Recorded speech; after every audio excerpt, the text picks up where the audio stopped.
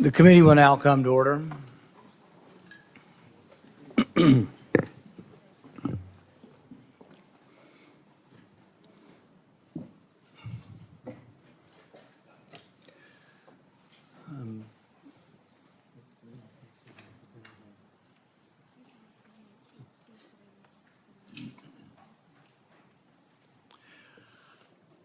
One million Americans died from COVID-19. Some estimate as many as 15 million people died worldwide from COVID-19. Publicly, Anthony Fauci promoted the theory that the virus arose naturally, while privately, he was well aware of a mountain of evidence suggesting the virus originated in the lab.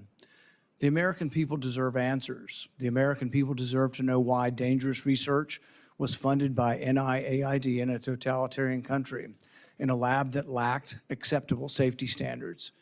The decision to fund dangerous gain-of-function research in Wuhan, China, will likely go down in history as perhaps one of the worst public health decisions. Frankly, the American people deserve an apology. I hope today Dr. Fauci will come clean, admit it was a mistake to fund dangerous research in China, admit that the risk of this dangerous research exceeded any possible benefits, ask forgiveness, and pledge to help our government devise safeguards so a man-made epidemic never happens again. Instead of an apology, you have for years avoided responsibility. Regarding the lockdowns, you argue that you did not personally issue every lockdown order, close every school, or impose every mandate. But officials across the country invoked your authority to justify these decisions. And you presented your recommendations not as judgments open to debate, but as dictates of science itself. Your own words demonstrate that you understood the influence you exercised. On March 14th, 2020, you wrote that the task force recommendations were driven by me, yourself, Deb, and CDC. The next day you wrote that you had convinced Mayor Bill de Blasio to close the New York City schools, so you were involved. That same night, Governor Gavin Newsom's chief of staff told you that the governor had decided to close California schools, bars, and restaurants after watching you on television. Presidents, governors, mayors, school boards, corporations, and Congress all bear responsibility for the decisions they made. The COVID lockdown, however, could never have been inflicted without you aiding and abetting the crime. Children lost years of education. Small businesses built over a lifetime disappeared. Patients delayed cancer screenings and other medical care. Families were separated from dying relatives. Workers were ordered to accept a medical procedure or lose their jobs. Worship assembly, employment, education, and travel were restricted in the name of science. While you did not impose every restriction, you used your public authority to justify them. While you concluded publicly that COVID occurred naturally, your private record tells a different story. In early 2020, your hand-picked virologist warned that the virus appeared to have been manipulated in the lab. In a conference call concerning the origin of the virus, all but two of the participants believed deliberate insertion was possible. Your concern was not merely theoretical. That same week, you led an urgent effort to determine whether your own agency had funded the research related to these experiments that were now under suspicion. Hours later, your assistant reported that the Wuhan experiments had indeed been reviewed and approved by the NIH. Those were not the actions of officials who believed that a research-related origin was an absurd conspiracy theory. They were the actions of officials urgently trying to determine whether their agency funding was connected to the research under discussion, connected to the pandemic. You could not hide that your agency had funded the Wuhan research or your long history of defending gain-of-function research. The only alternative left was to argue that COVID-19 did not originate in the Wuhan lab. You were not a detached observer. You had an institutional interest in the public believing that federally funded research had nothing to do with the pandemic. It was a conflict of interest from the very beginning. The authors of the proximal origin of SARS-CoV-2 privately had serious doubts about a natural origin. Within days, though, they flipped, and they all wrote in proximal origin that the virus was almost certainly not a laboratory construct. That paper was then used by the government and the media and you to discredit Americans who were asking the same questions that you and the authors were asking yourselves privately. You even cited proximal origin from the White House podium. You held it out as evidence that the virus could not have been engineered, but you didn't disclose your role in the discussions that preceded the writing of the paper. You did not disclose the author's original concerns. You did not reveal that you had been part of the paper, that you had read and offered editorial comments on the paper before it was published, before you began using it as evidence that it couldn't have originated in the lab. You did not disclose that you had immediately investigated yourself whether NIAID funding might be connected to the research. You did not tell the American people the full story. Duly released private messages indicate that the doubts with the authors and others didn't disappear after the publication. So while this was being waved at the White House to show that it couldn't come from the lab, the authors were still privately continuing to assign a meaningful probability to a laboratory origin, one thing in public and another in private. Some of the same scientists discussed avoiding email and carefully managing communications that might eventually be obtained under the Freedom of Information Act. The pattern is straightforward. Privately, there was alarm, then an immediate inquiry to see if NIAID's possible exposure to funding, then a rapid public declaration of certainty, continued private doubt, and then years of resistance to disclosure. The question is why? The only logical answer is that your primary concern was avoiding culpability.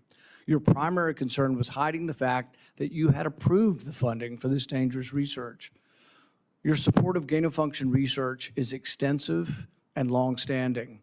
In 2011, your agency funded Ron Fauci's laboratory when it mutated the avian flu until it could spread through the air between mammals. This was the tipping point. This is when others became worried. You funded this. You advocated for this. The federal government's own biosecurity board, though, recommended withholding the details of these experiments because of the danger the research posed. People were concerned that publishing it was publishing a roadmap to creating bioweapons around the world. But you sided with the gain-of-function scientist Fauci and argued that the benefits of publishing the research far outweighed the risks. You defended this avian flu transmissibility experiments as critical research. You wrote that even if a scientist became infected and triggered a pandemic, the benefits of the gain-of-function experiments outweighed the risk. In 2014, your agency, NIAID, began funding the Wuhan bat coronavirus work. In 2015, Ralph Barrick and the Chinese scientist Shi Zhengli published NIAID-supported research combining a bat coronavirus spike protein with a SARS backbone. The resulting virus could infect human airway cells. It's a novel virus that now can infect human cells. It gained transmissibility, it gained function. In 2018, the same group of scientists, EcoHealth, Barrick, Shi, and their collaborators submitted the diffuse proposal, which involved the insertion of a furin cleavage site into the coronavirus. DARPA rejected it as too dangerous.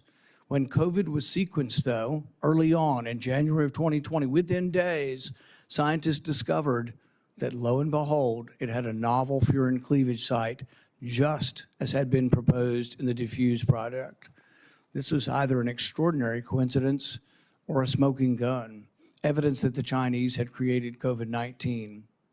It made the laboratory origin question more legitimate, and it made your categorical public denials indefensible. On May 11th, 2021, you told the Senate, the NIH has never, ever, and does not now fund gain-of-function research in Wuhan, in the Wuhan Institute of Virology. When I gave you the opportunity to correct the record, to reconsider the statement, you responded that you had never before lied to Congress. We were then told that Only the government's narrowest regulation of definition counted here, that you could define gain of function in one way in which this wasn't gain of function, in which all of the common sense of the world would be thrown out, all of the idea that the mice were dying and the virus was more transmissible didn't matter because you had a technical definition that allowed you to fund it. But the real question is, was it dangerous? Was it a wise decision to fund this? And you haven't deviated from that. You've never admitted that it could have been a mistake funding this research in China. The American people weren't asking for a semantics debate over what is gain of function. They were asking, does common sense say this research was dangerous in Wuhan?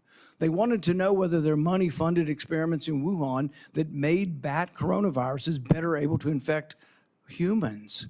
The answer is yes. They wanted to know whether NIAID adequately supervised their work. The answer is no.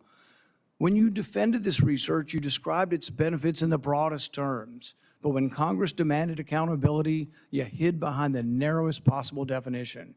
You can't have it both ways. Your conduct concerning federal records raises further questions. It is a crime to destroy federal records.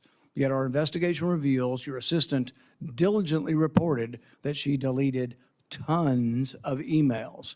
In 2024, you testified that you did not delete federal records. Who's telling the truth, you or your assistant?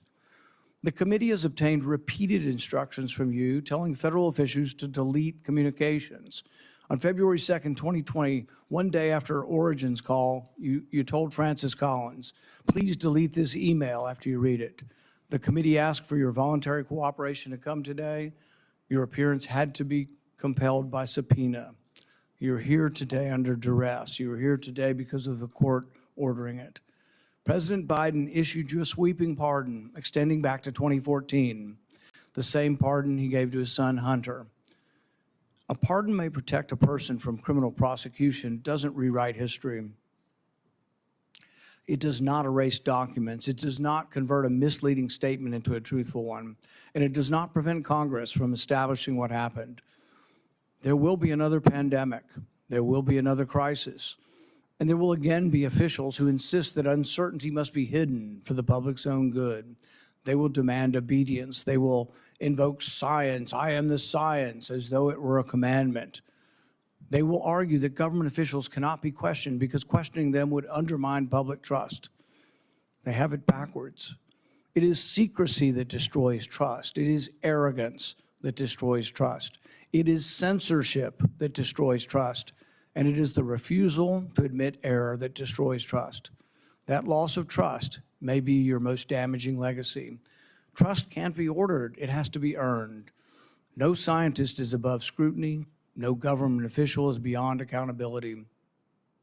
And no public servant has the right to treat the suffering of millions of Americans as a footnote to his preferred version of history. I now recognize Senator Peters for his opening remarks. Thank you, Mr. Chairman. The Senate Homeland Security and Governmental Affairs Committee has a long and a very proud history of conducting serious oversight on behalf of the American people.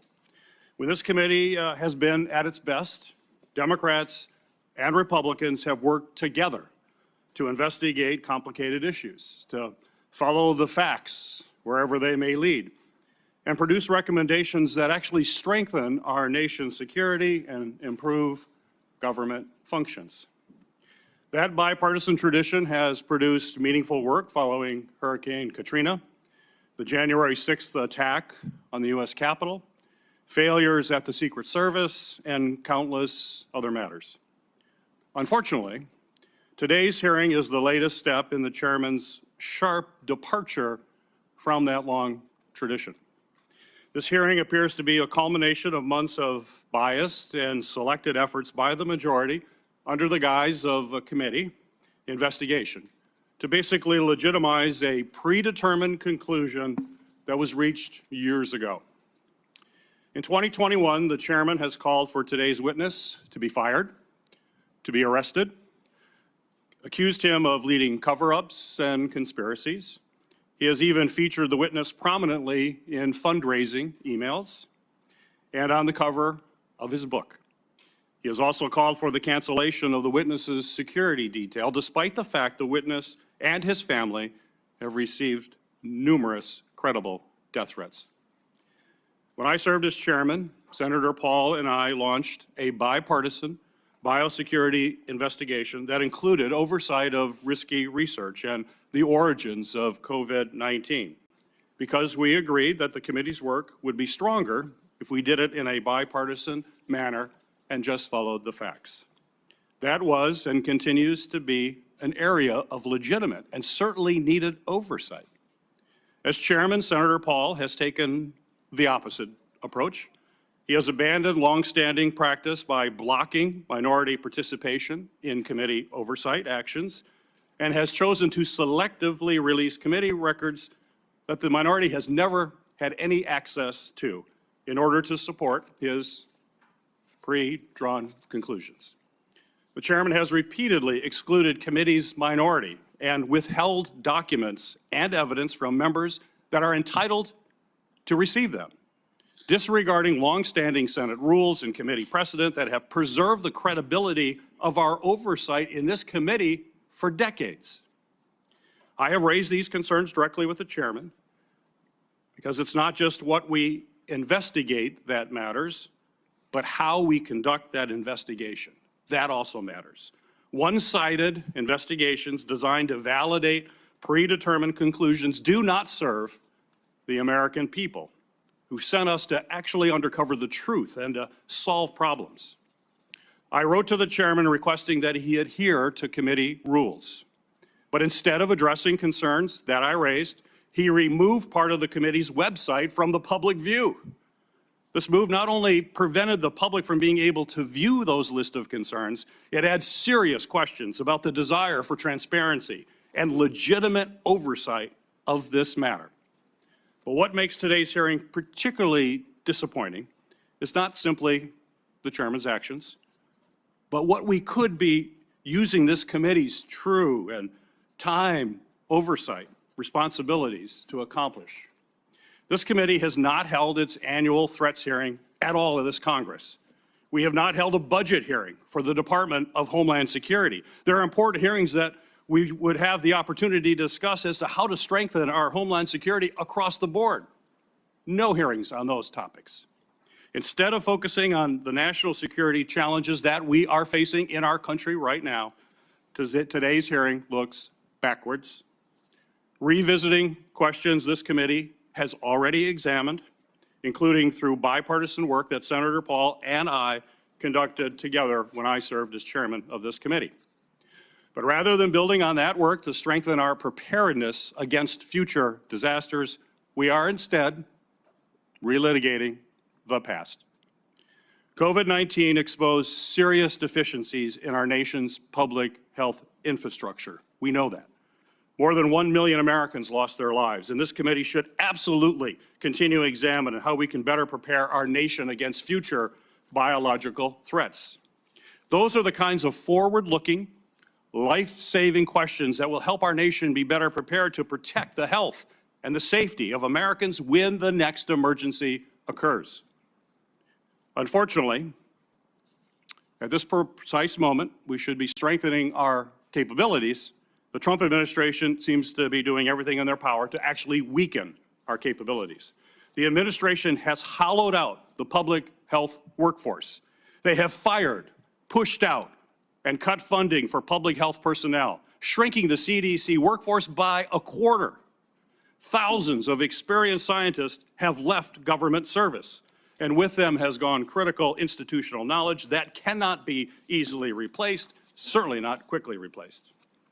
The administration, thanks to political operatives like Russell Vought, has slashed or illegally withheld funding for life-saving medicines and cutting-edge technologies that let us rapidly develop them during an emergency. Mr. Vought is now further politicizing the federal grant-making process, proposing to subject all federal grants, including those for disaster relief, housing development, and cancer research, to the whims of political appointees, not nonpartisan experts. All of this has left the American people more vulnerable to infectious disease threats, and we are already tragically seeing the consequences. Staffing and funding cuts have slowed the federal, state, and local response to ongoing outbreak of a foodborne parasite, which has sickened thousands in my home state of Michigan, as well as across the country. At the same time, the administration cuts to global health programs and international partnerships have greatly reduced our ability to contain dangerous diseases like Ebola before they spread to our shores. We should be examining whether our federal health agencies have the personnel and the resources they need to effectively prevent, detect, and respond to these threats. We should be asking how to strengthen our biodefense efforts to deter our adversaries and prevent biological attacks against our country, and how our government can better coordinate and communicate during public health emergencies. These are the kinds of forward-looking matters that are worthy of this committee's time. Instead, we are here continuing the chairman's year-long focus on one individual. History tells us, unfortunately, another pandemic is all but inevitable. The question is whether Congress and this committee will work to better prepare our country for it, or continue looking backward while our public health infrastructure crumbles around us. That is the hearing that we should be having today. Unfortunately, I fear the intent of this hearing is only meant to further a purely partisan agenda and it will not make Americans safer. Thank you, Mr. Chairman. The accusation that the committee has denied access to the minority to records is categorically false. This is the most transparent investigation in the history of Congress. We actually created a website and we put all of the information on the website. It continues to operate. The reason it hasn't been accessed is no Democrat ever signed up for it. Not one Democrat. We told them the access. They never asked for the access code. They haven't been on the website because they have not cared about the investigation. It's a practice of this committee to swear in the witness. Dr. Fauci, please stand and raise your right hand. Do you swear that the testimony you will give before this committee will be the truth, the whole truth, and nothing but the truth? So help you God. Dr. Anthony Fauci, you are recognized for 5 minutes for your opening statement. Mr. Chairman,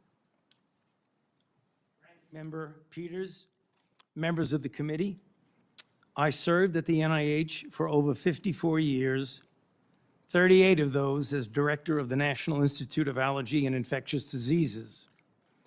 Over that period, I proved that I believe in and respect the value of legitimate congressional oversight. In fact, I testified before and/or briefed Senate and House Senate and House committees well over 200 times over those 38 years.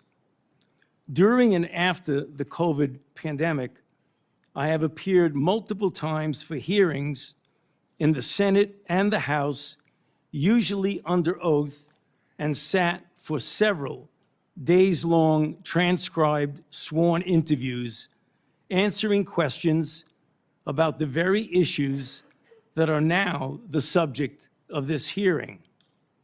However, given Senator Paul's obvious obsession with calling for my prosecution, his repeated slanderous comments about me, and recently his publicly releasing my unredacted personal diary aimed at embarrassing and intimidating me, the only conclusion I can reach is that the sole reason he is calling me before this committee is to get me to say something, anything, that could vindicate his repeated public pledges that I end up, in his words, quote, behind bars, unquote. Any reasonable person who has followed his unhinged obsession with me would readily come to the same conclusion. Therefore, although it pains me to do so, because of the respect I have for the legislative branch of government and my decades-long record of cooperating with Congress, under the advice of my attorneys, I will invoke my right under the Fifth Amendment of the Constitution to refrain from answering your questions. Thank you. We will now begin a round of questioning. Dr. Fauci, your testimony today is compelled by a lawful subpoena. As you know, it's a crime under 18 U.S.C. Section 1001 to knowingly make a material false statement to Congress, with a penalty up to 5 years of imprisonment. Understanding that you are under oath, the American people would like to understand your reasoning, your rationale for why you chose to fund the research in Wuhan. There have been, intelligence agencies, the CIA, the FBI, the DOE, have all come to the conclusion that more likely than not, the virus came from the lab in Wuhan. And so we'd like to know, what was the rationale? What was the discussion? How, what went behind the decision to fund the research in Wuhan?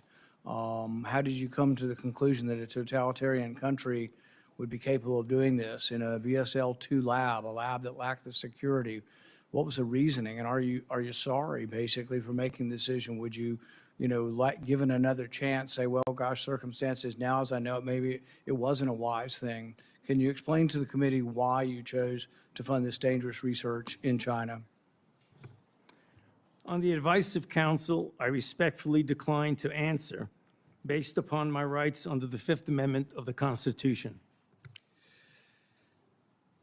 In the red folder on your table is a copy of Section 192 of Title II of the U.S. Code. Your counsel has been provided a copy as well. That section makes it a crime for a witness appearing under subpoena to refuse to answer any questions pertinent to the question under inquiry. Do you have that in front of you? On the advice of counsel, I respectfully decline to answer based upon my rights under the Fifth Amendment of the Constitution. Let the record record that the witness has refused to answer whether there's a folder in front of him based on his Fifth Amendment right. It is true that you're appearing under direction of our subpoena to provide testimony on matters under consideration by the committee, including the origins of COVID-19, risky life sciences research, and your tenure as a federal government employee. Additionally, you've been provided a full and unconditional pardon dated January 19th, 2025, for any offenses against the United States which may have been committed or taken part from January 1st, 2014 through the date of the pardon for a 10-year period,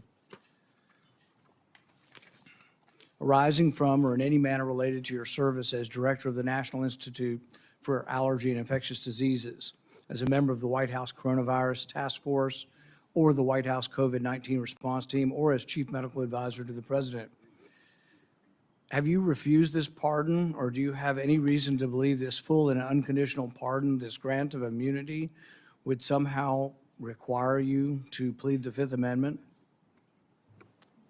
On the advice of counsel, I respectfully decline to answer based upon my rights under the Fifth Amendment of the Constitution. Based on the facts presented, I'm going to direct you to answer the questions. The committee has issued a valid subpoena.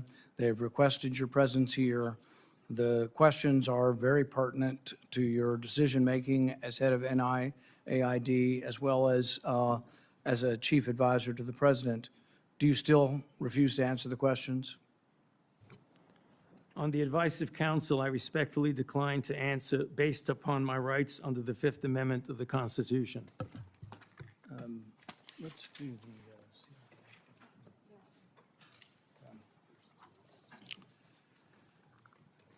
Dr. Fauci, were you ever made aware of gain-of-function research on monkeypox being conducted at the National Biodefense Analysis and Countermeasure Center, NBAC, at Fort Detrick?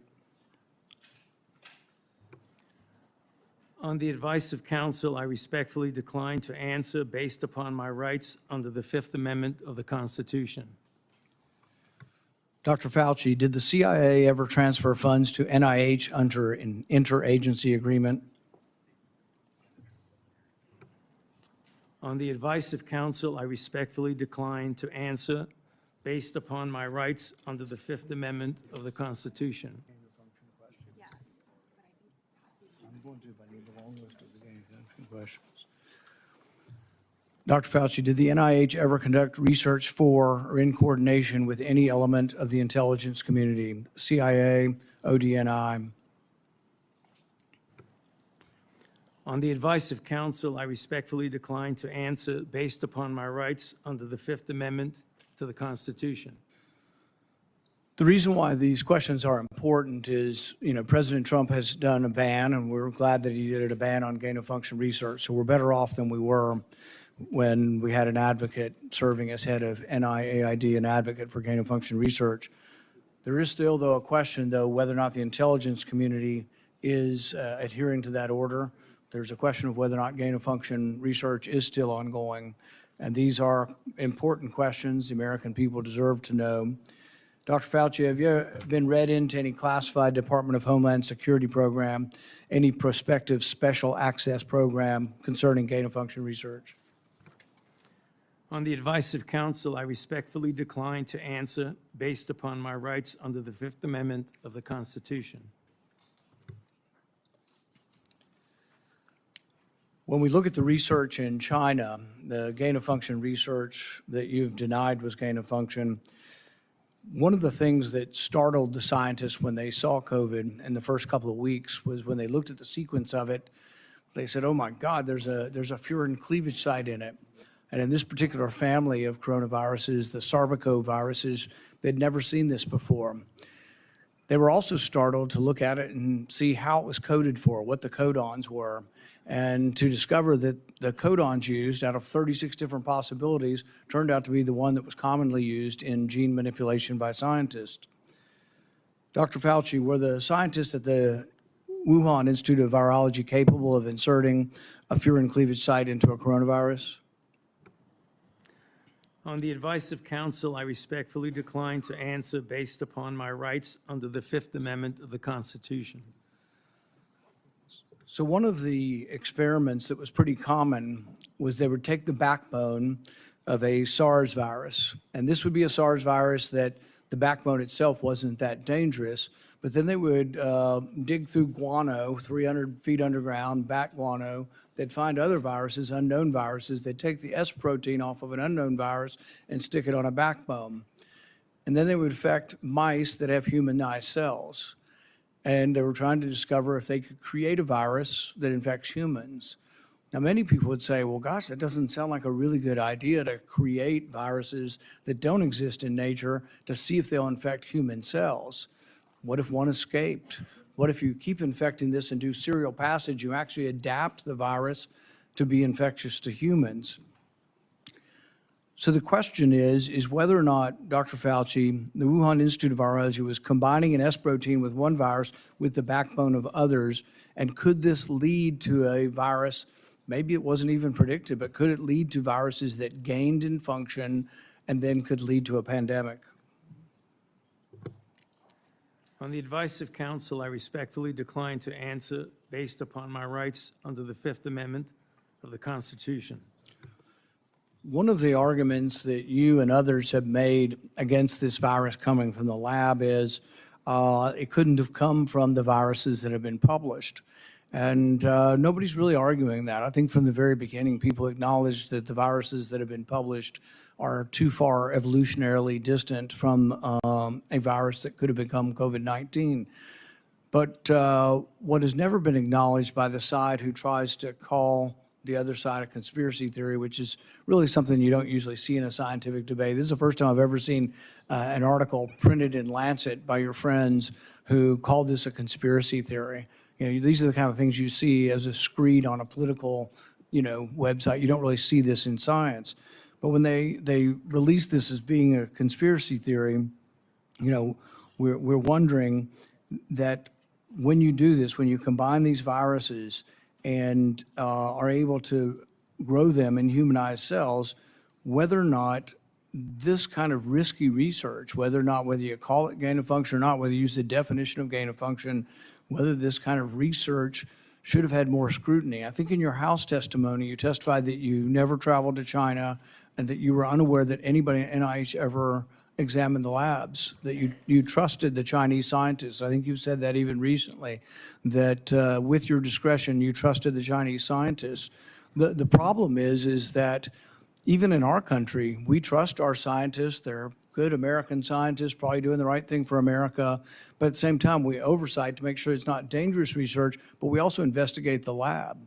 I believe Fort Detrick was one of our main labs, was closed down in the last year or two because of research institute, a research incident that was dangerous with dangerous pathogens. And so the American people would want to know, how could you approve this dangerous research in China, say that you trusted the Chinese scientists, and then in the end, you had to admit that you'd never been there, and none of your inspectors had ever been there.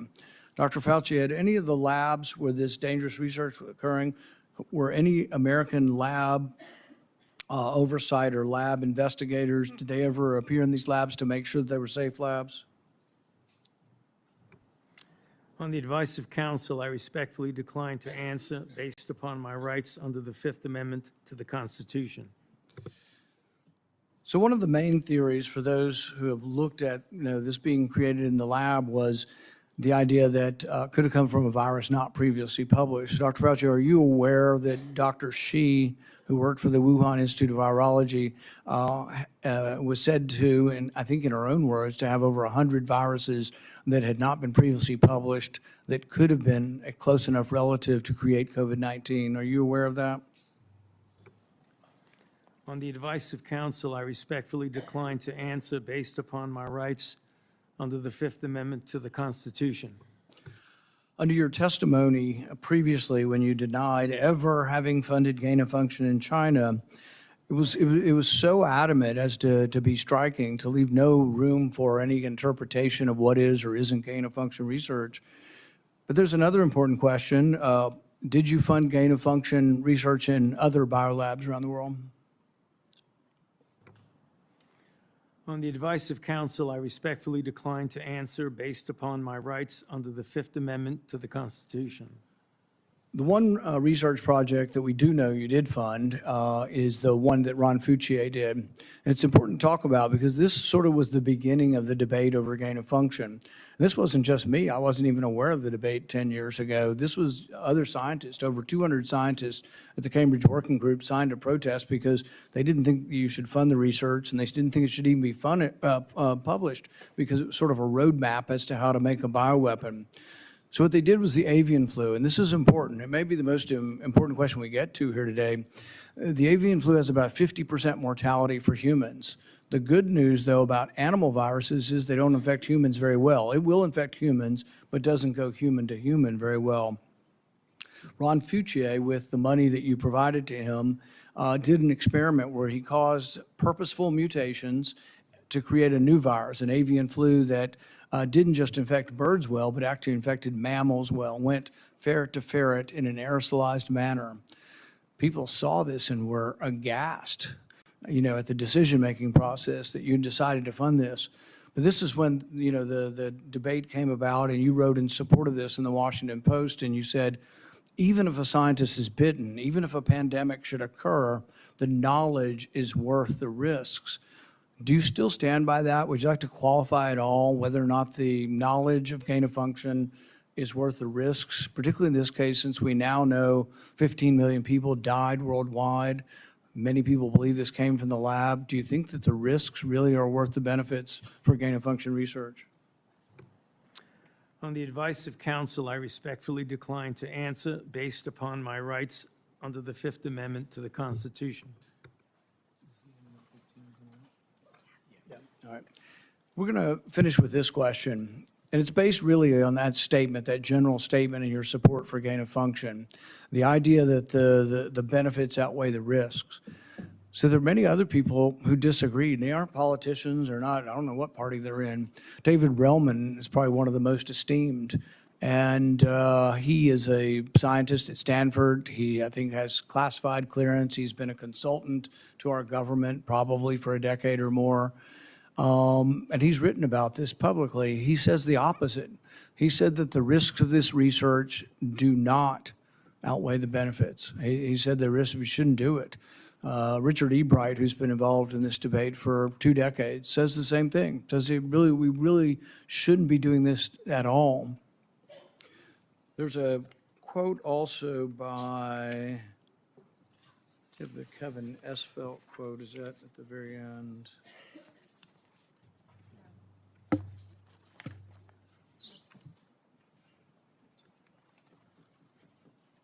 Kevin Esfelt, who's a CRISPR scientist at MIT, also wrote about this gain of function. I implore every scientist, funder, and nation working in the field, please stop. No more trying to discover or make pandemic-capable viruses. No more experiments likely to disseminate blueprints for plagues. Dr. Fauci, would you like to at least answer this one question for us today and let us know whether or not you've changed your mind on whether or not the benefits of gain-of-function research outweigh the risks? On the advice of counsel, I respectfully decline to answer based upon my rights under the Fifth Amendment to the Constitution. The chairman has denied your assertion of privilege and directed you to answer, but you nonetheless refuse and stand on privilege despite the existence of the pardon.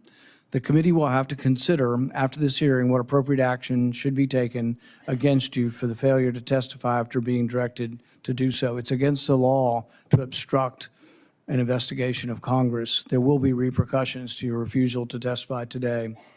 Senator Peters.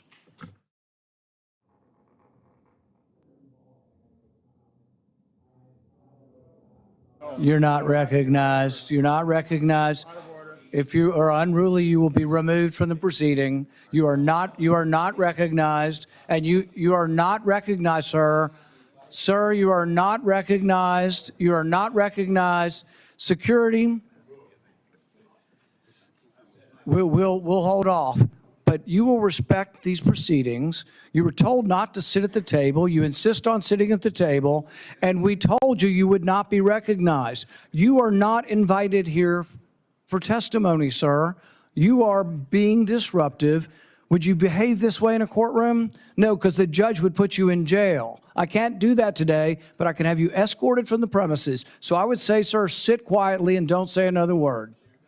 I said, sit quietly, you are not recognized. Another word and you're gone.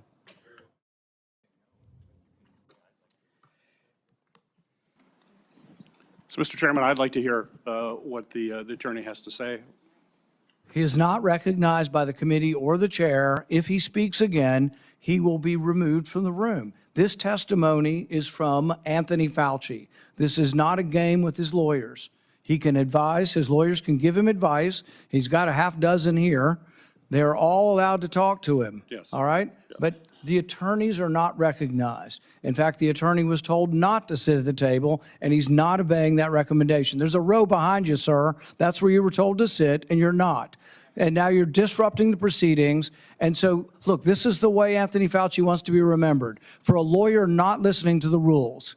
That's the way you want to be remembered, and that's what you're going to do. You are not recognized, sir. Security, please remove him from the room.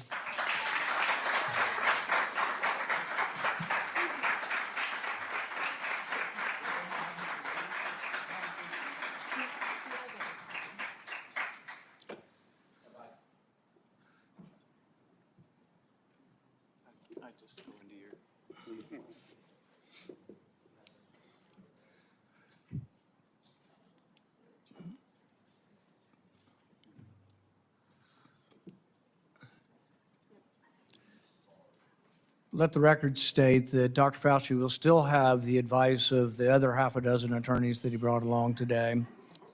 Senator Peters. Thank you, Mr. Chairman.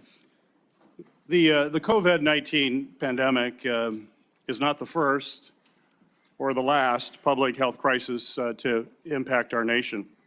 In December 2022, I released a report that identified significant failures in our federal government's preparedness and initial response to COVID-19. This report contained 17 key findings. It's a very large report, which I have right here. It contains 17 key findings and corresponding recommendations, including the need to invest in sustainable domestic manufacturing capabilities for critical medical supplies, build the infrastructure needed to surge testing capacity for infectious diseases, and robustly fund public health emergency preparedness and responses across all levels of government.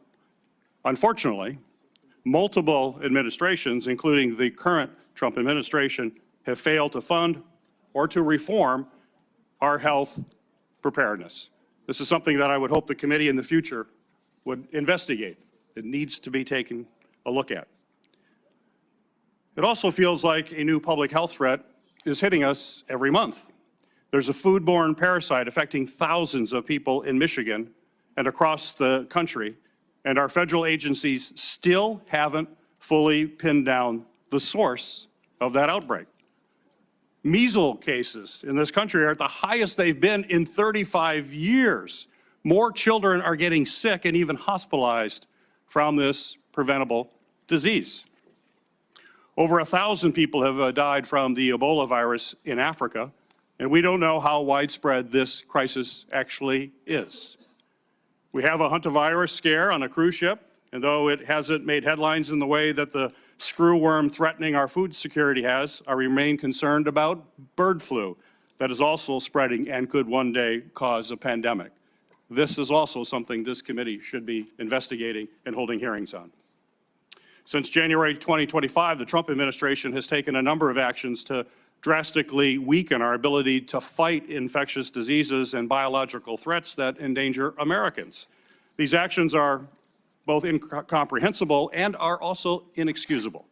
They include slashing funding for public health and infectious disease research, canceling contracts for cutting-edge vaccine technology, shutting agencies responsible for tackling infectious diseases around the world, firing thousands of federal employees with keeping our communities and our medicines and our food supply safe, and injecting political appointees in what should be non-political grant-making functions. That is something this committee should be looking at. I could go on. I could go on all the topics that we need to be looking at moving forward to protect this country. We're not doing that in this committee. That's what this committee was designed to do. It's what it has done throughout history. It has done it in a bipartisan way. We should get back to that and think about the future of this country and keeping this country safe. When a crisis like COVID-19 strikes, we have an obligation to examine what went right and what went wrong to provide accountability for the American people. Congress certainly has done that. Between the House and Senate, nearly 20 different committees, including this committee, as I mentioned, have conducted oversight of the COVID-19 pandemic, conducting transcribed interviews, holding dozens of hearings, and released more than 10 reports. Today's exercise, unfortunately, is a stark departure from those largely bipartisan, legitimate efforts. The chairman has shut the minority out of participating equally in these efforts, withheld information, selectively released documents, actions that completely undermine the credibility of this investigation. I will enter a record without objection, Mr. Chairman, a letter that I sent to you that detailed all of those areas that we have concern with and where we were shut out. Without objection. We'll provide other details as well. I think today's hearing, unfortunately, does real damage. It's tempting to turn one person into the scapegoat for a crisis that hundreds of officials across both the Trump and the Biden administration were responsible for handling.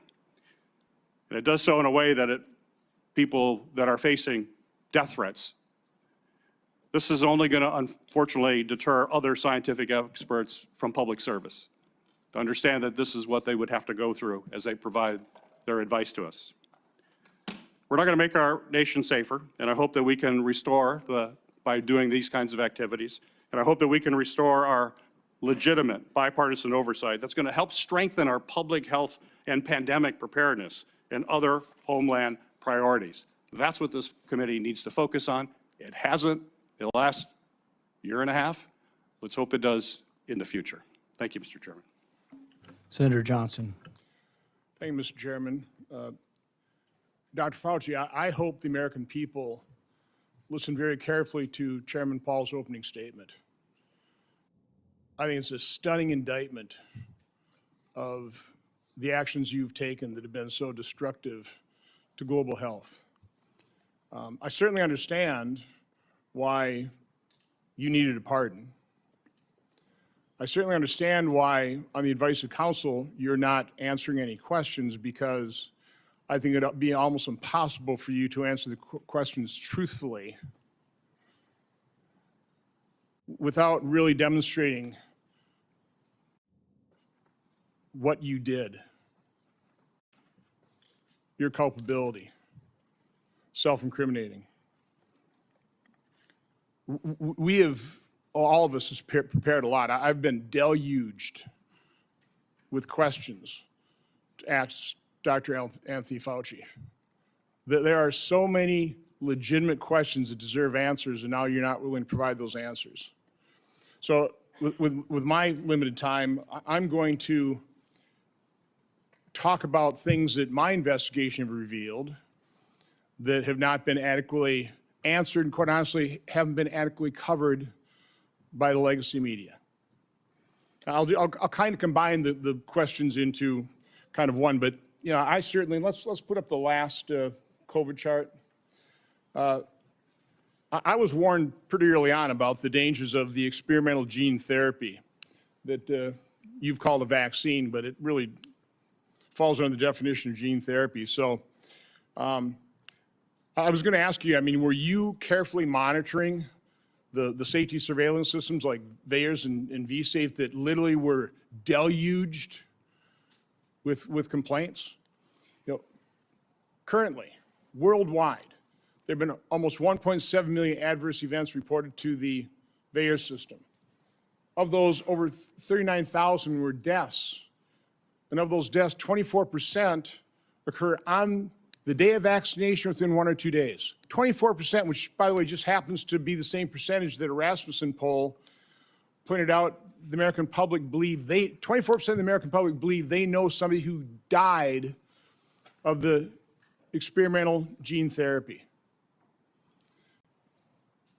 So again, I was certainly interested in asking you whether or not you were following this as carefully as I was. It's not my responsibility to follow safety surveillance systems, but I did. And by the way, when I published, this is actual government information. When I published it and people had me on their shows, they would be censored by Facebook. They would be deplatformed, I think largely at the behest of the actions you took to make sure that disinformation wasn't spread. This wasn't disinformation. This was the truth. So I was going to ask you whether you knew Dr. Marks. I think you do know him. He's the head of CBER. He's the man who is in charge of approving vaccines and surveilling for the safety. My investigation shows that on March 1st of 2021, less than 3 months after the emergency use authorizations, he was warned by Dr. Anna Scharsman, data mining expert, that the algorithm they were using to analyze VAERS data was going to hide in mass safety signals. 26 days later, and 3 months consecutively after that, they did data runs with a new algorithm that unmasked those safety signals. They showed dozens of safety signals, including sudden cardiac death, cerebral artery occlusion, basal ganglia stroke, agonal rhythm, Bell's palsy, and pulmonary infarction. Your diaries now show that you actually suffered pulmonary infarction in, I think, probably June 2021. I was just wondering whether it ever went through your mind that maybe that injection, all those boosters you took, might have caused that. You know, and the question I was going to, and I'll ask this question, were you ever made aware of the fact that Peter Marks was warned that the algorithm was going to hide the safety signals?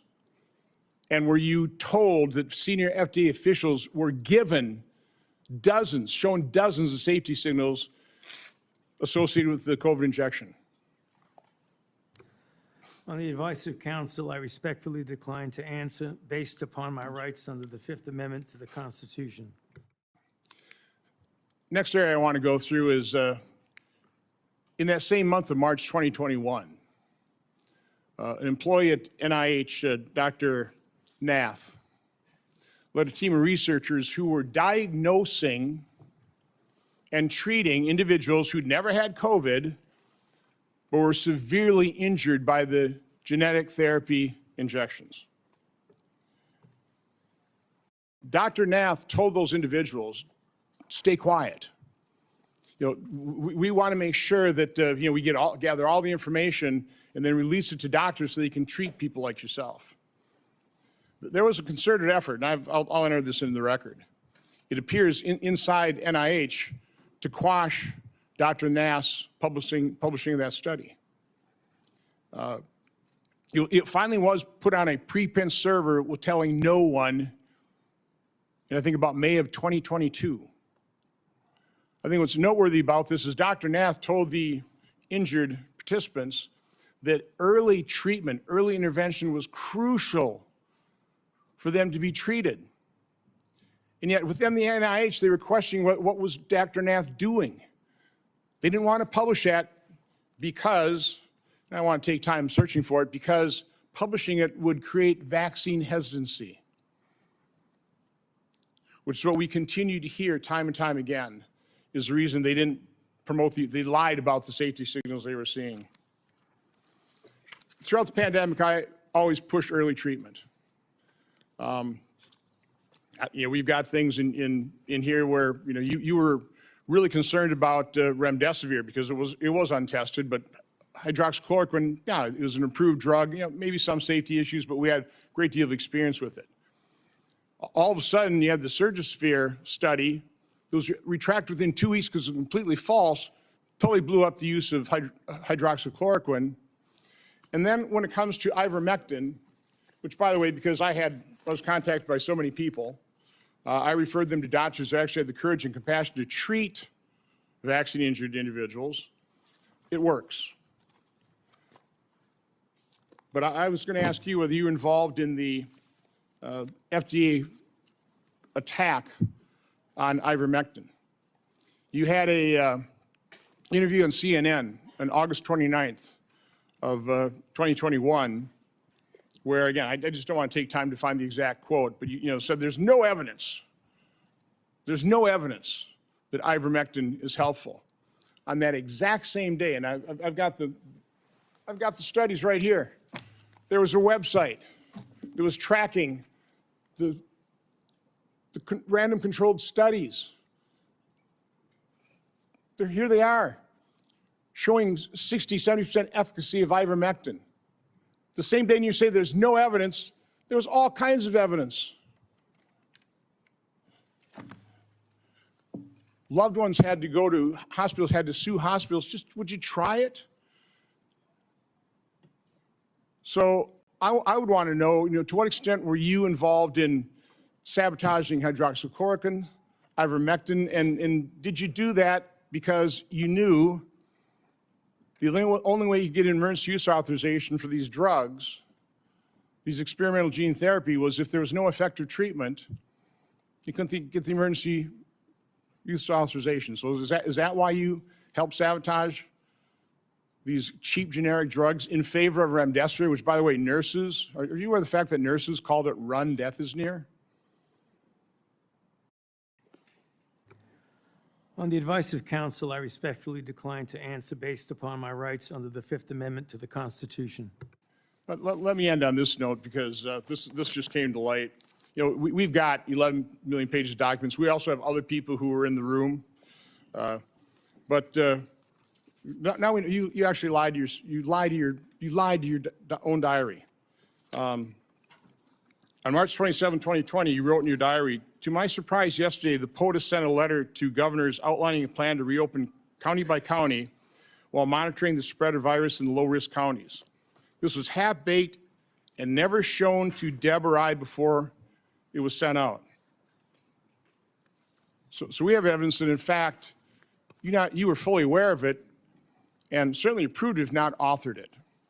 So I was just simply asking you, I mean, is that true? I mean, did you literally lie to your own diary? Did you know of that letter sent out to governors about reopening county by county? And again, Mr. Chairman, I'd ask you to ask the witness to just answer that one simple question. On the advice of counsel, I respectfully decline to answer based upon my rights under the Fifth Amendment to the Constitution. Thank you, Mr. Chairman. Senator Hassan. Thank you. Dr. Fauci, I want to start by thanking you for more than 50 years of service to this country at the National Institutes of Health.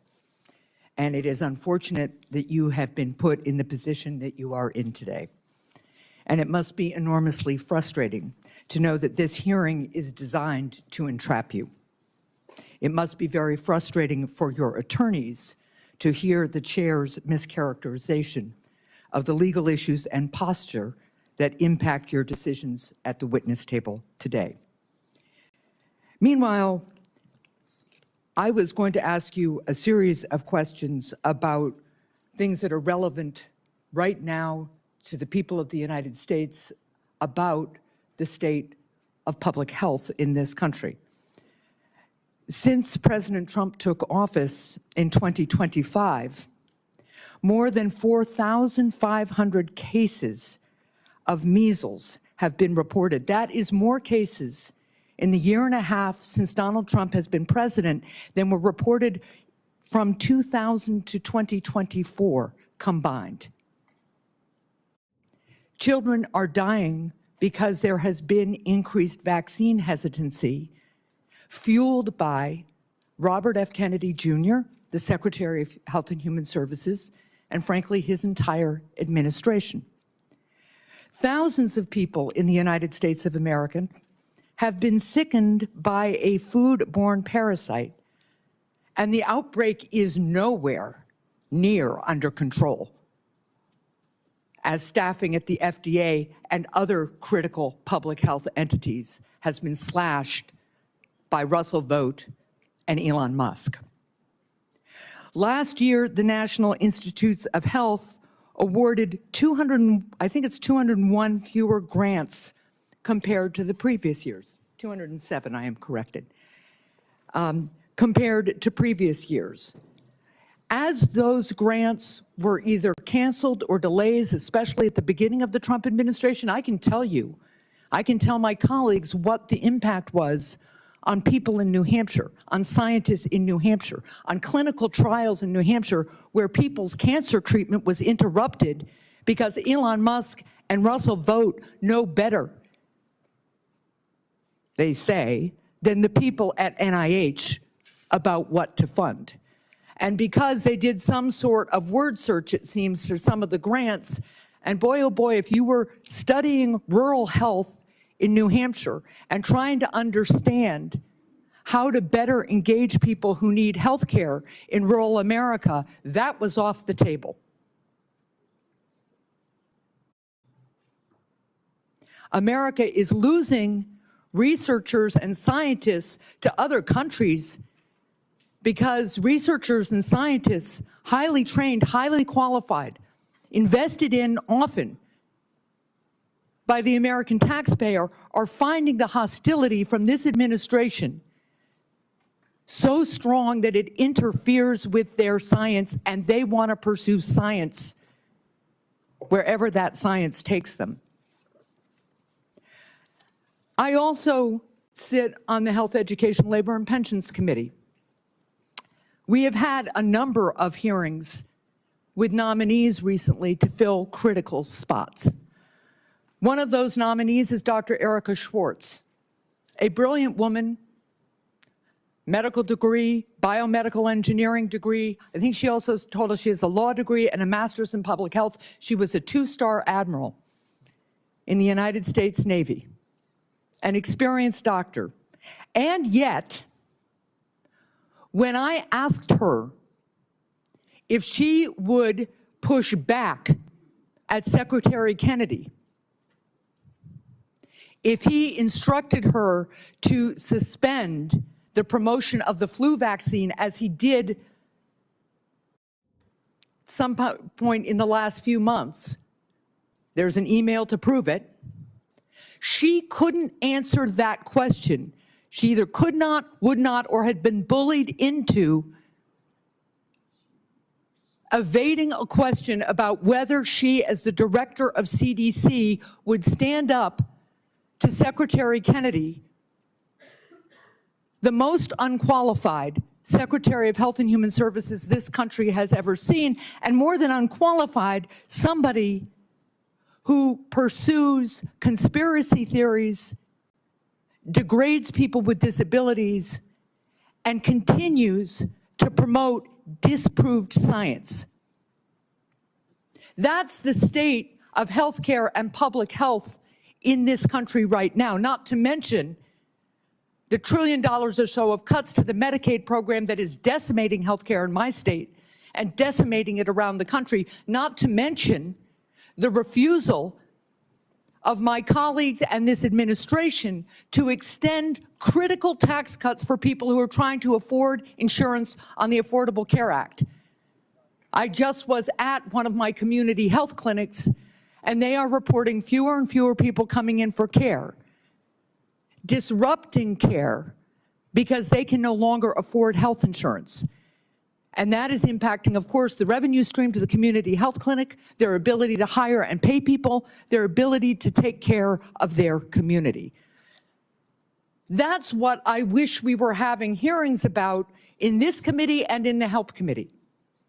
That's what I wish we were trying to address in a bipartisan way. But instead, we are here in an attempt to entrap you because you had a distinguished career trying to put Americans' public health first. With that, I yield. Senator Lankford. Mr. Chairman, thank you. Dr. Fauci, thanks for coming today. I know you're invoking your Fifth Amendment right, which you have the right to be able to do constitutionally, but thanks for coming and be a part of this.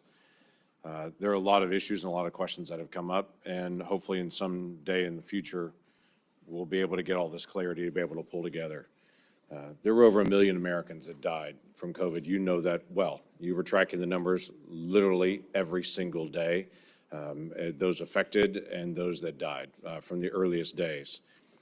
There are a lot of lessons that we've got to learn from this, that we should put into history to be able to determine what happens in the future, how do we respond in the future, how do we deal with something like this again. It was uncharted territory for everyone. But I would tell you, countless families, including my own, watched a loved one die behind glass or through a screen because we couldn't get access to them. Children couldn't get to school. People missed their prom or graduation ceremonies. There were lots of things that happened that dramatically changed the future of the country. The mental health issues that we have continued to deal with from the isolation have been profound. Even something as simple as children that wore masks or around adults wearing masks for all that time are slower in learning language now because they couldn't watch someone's lips moving, and so they're slower in that. Amazingly enough, churches and places of worship were forced to be closed down. There were even churches that met where the pastor preached in the parking lot and the congregants all met in their cars with windows up, and police came and scattered them and said, "You can't be here."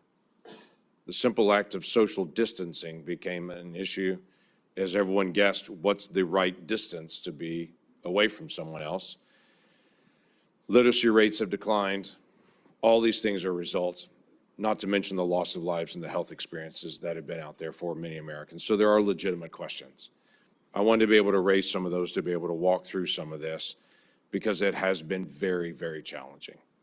As we've gone through some of your notes and your diary and other things that are out there, we're trying to be able to pull bits and pieces of things to be able to learn lessons.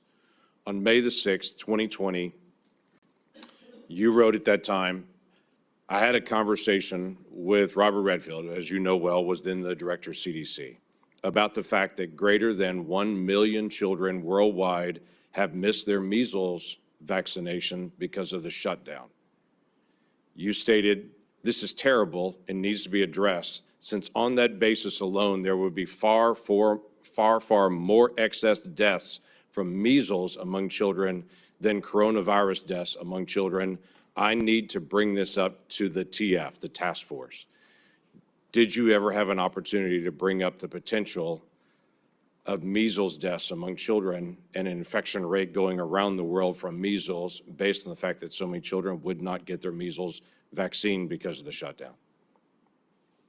I'm sorry, Senator, but on the advice of counsel, I respectfully decline to answer based upon my rights under the Fifth Amendment to the Constitution. That is your right to do. One of the big issues that's really coming up is on the lab issue. This was greatly discussed about whether this came from a lab or whether this came from nature. There are obvious issues and differences between the two to be able to know this. You had a lot of conversation on this. Scientists around the world were in conversation on this. There were different statements that you even made in your private notes and your public notes on it. In January the 26th of 2020, this is before we had our first tragic death of coronavirus in the United States. You wrote, "It now appears using EpiData that the genomic data, the first infection was in early December and was not connected to the market," which was the big rumor that was out there. It was this wet market in China. We know the market was not the source, it was the amplifier. On January the 31st, you wrote about a phone call. You wrote, "The people on the phone felt the mutations around the furin cleavage site of the spike protein could not have occurred naturally since it would require an evolutionary jump that they found nowhere in bat isolates. They bring up the possibility this could have been deliberately inserted and either accidentally released or deliberately released by a crazy person in the lab, the former being the most likely." February the 1st, same year, 2020. This is again still before our first death. There was not total agreement about the likelihood of deliberate insertion. Ron said he was sure that this could occur naturally and we should not waste our time and divert our effort to pursue this. This is expected of him since he was the original gain-of-function person with Yoshi. Also, Christian was with Ron.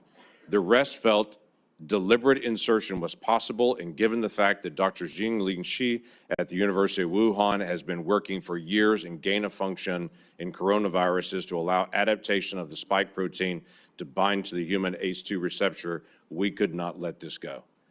That's a remarkable statement for February the 1st of 2020, when there hadn't even been the first death here, but we knew something was moving. You knew well that something was moving. You identified February the 1st before any of us had ever heard of the Wuhan lab, not only the Wuhan lab in the conversation, but literally the scientist that you named in your own notes, the lead scientist that was there.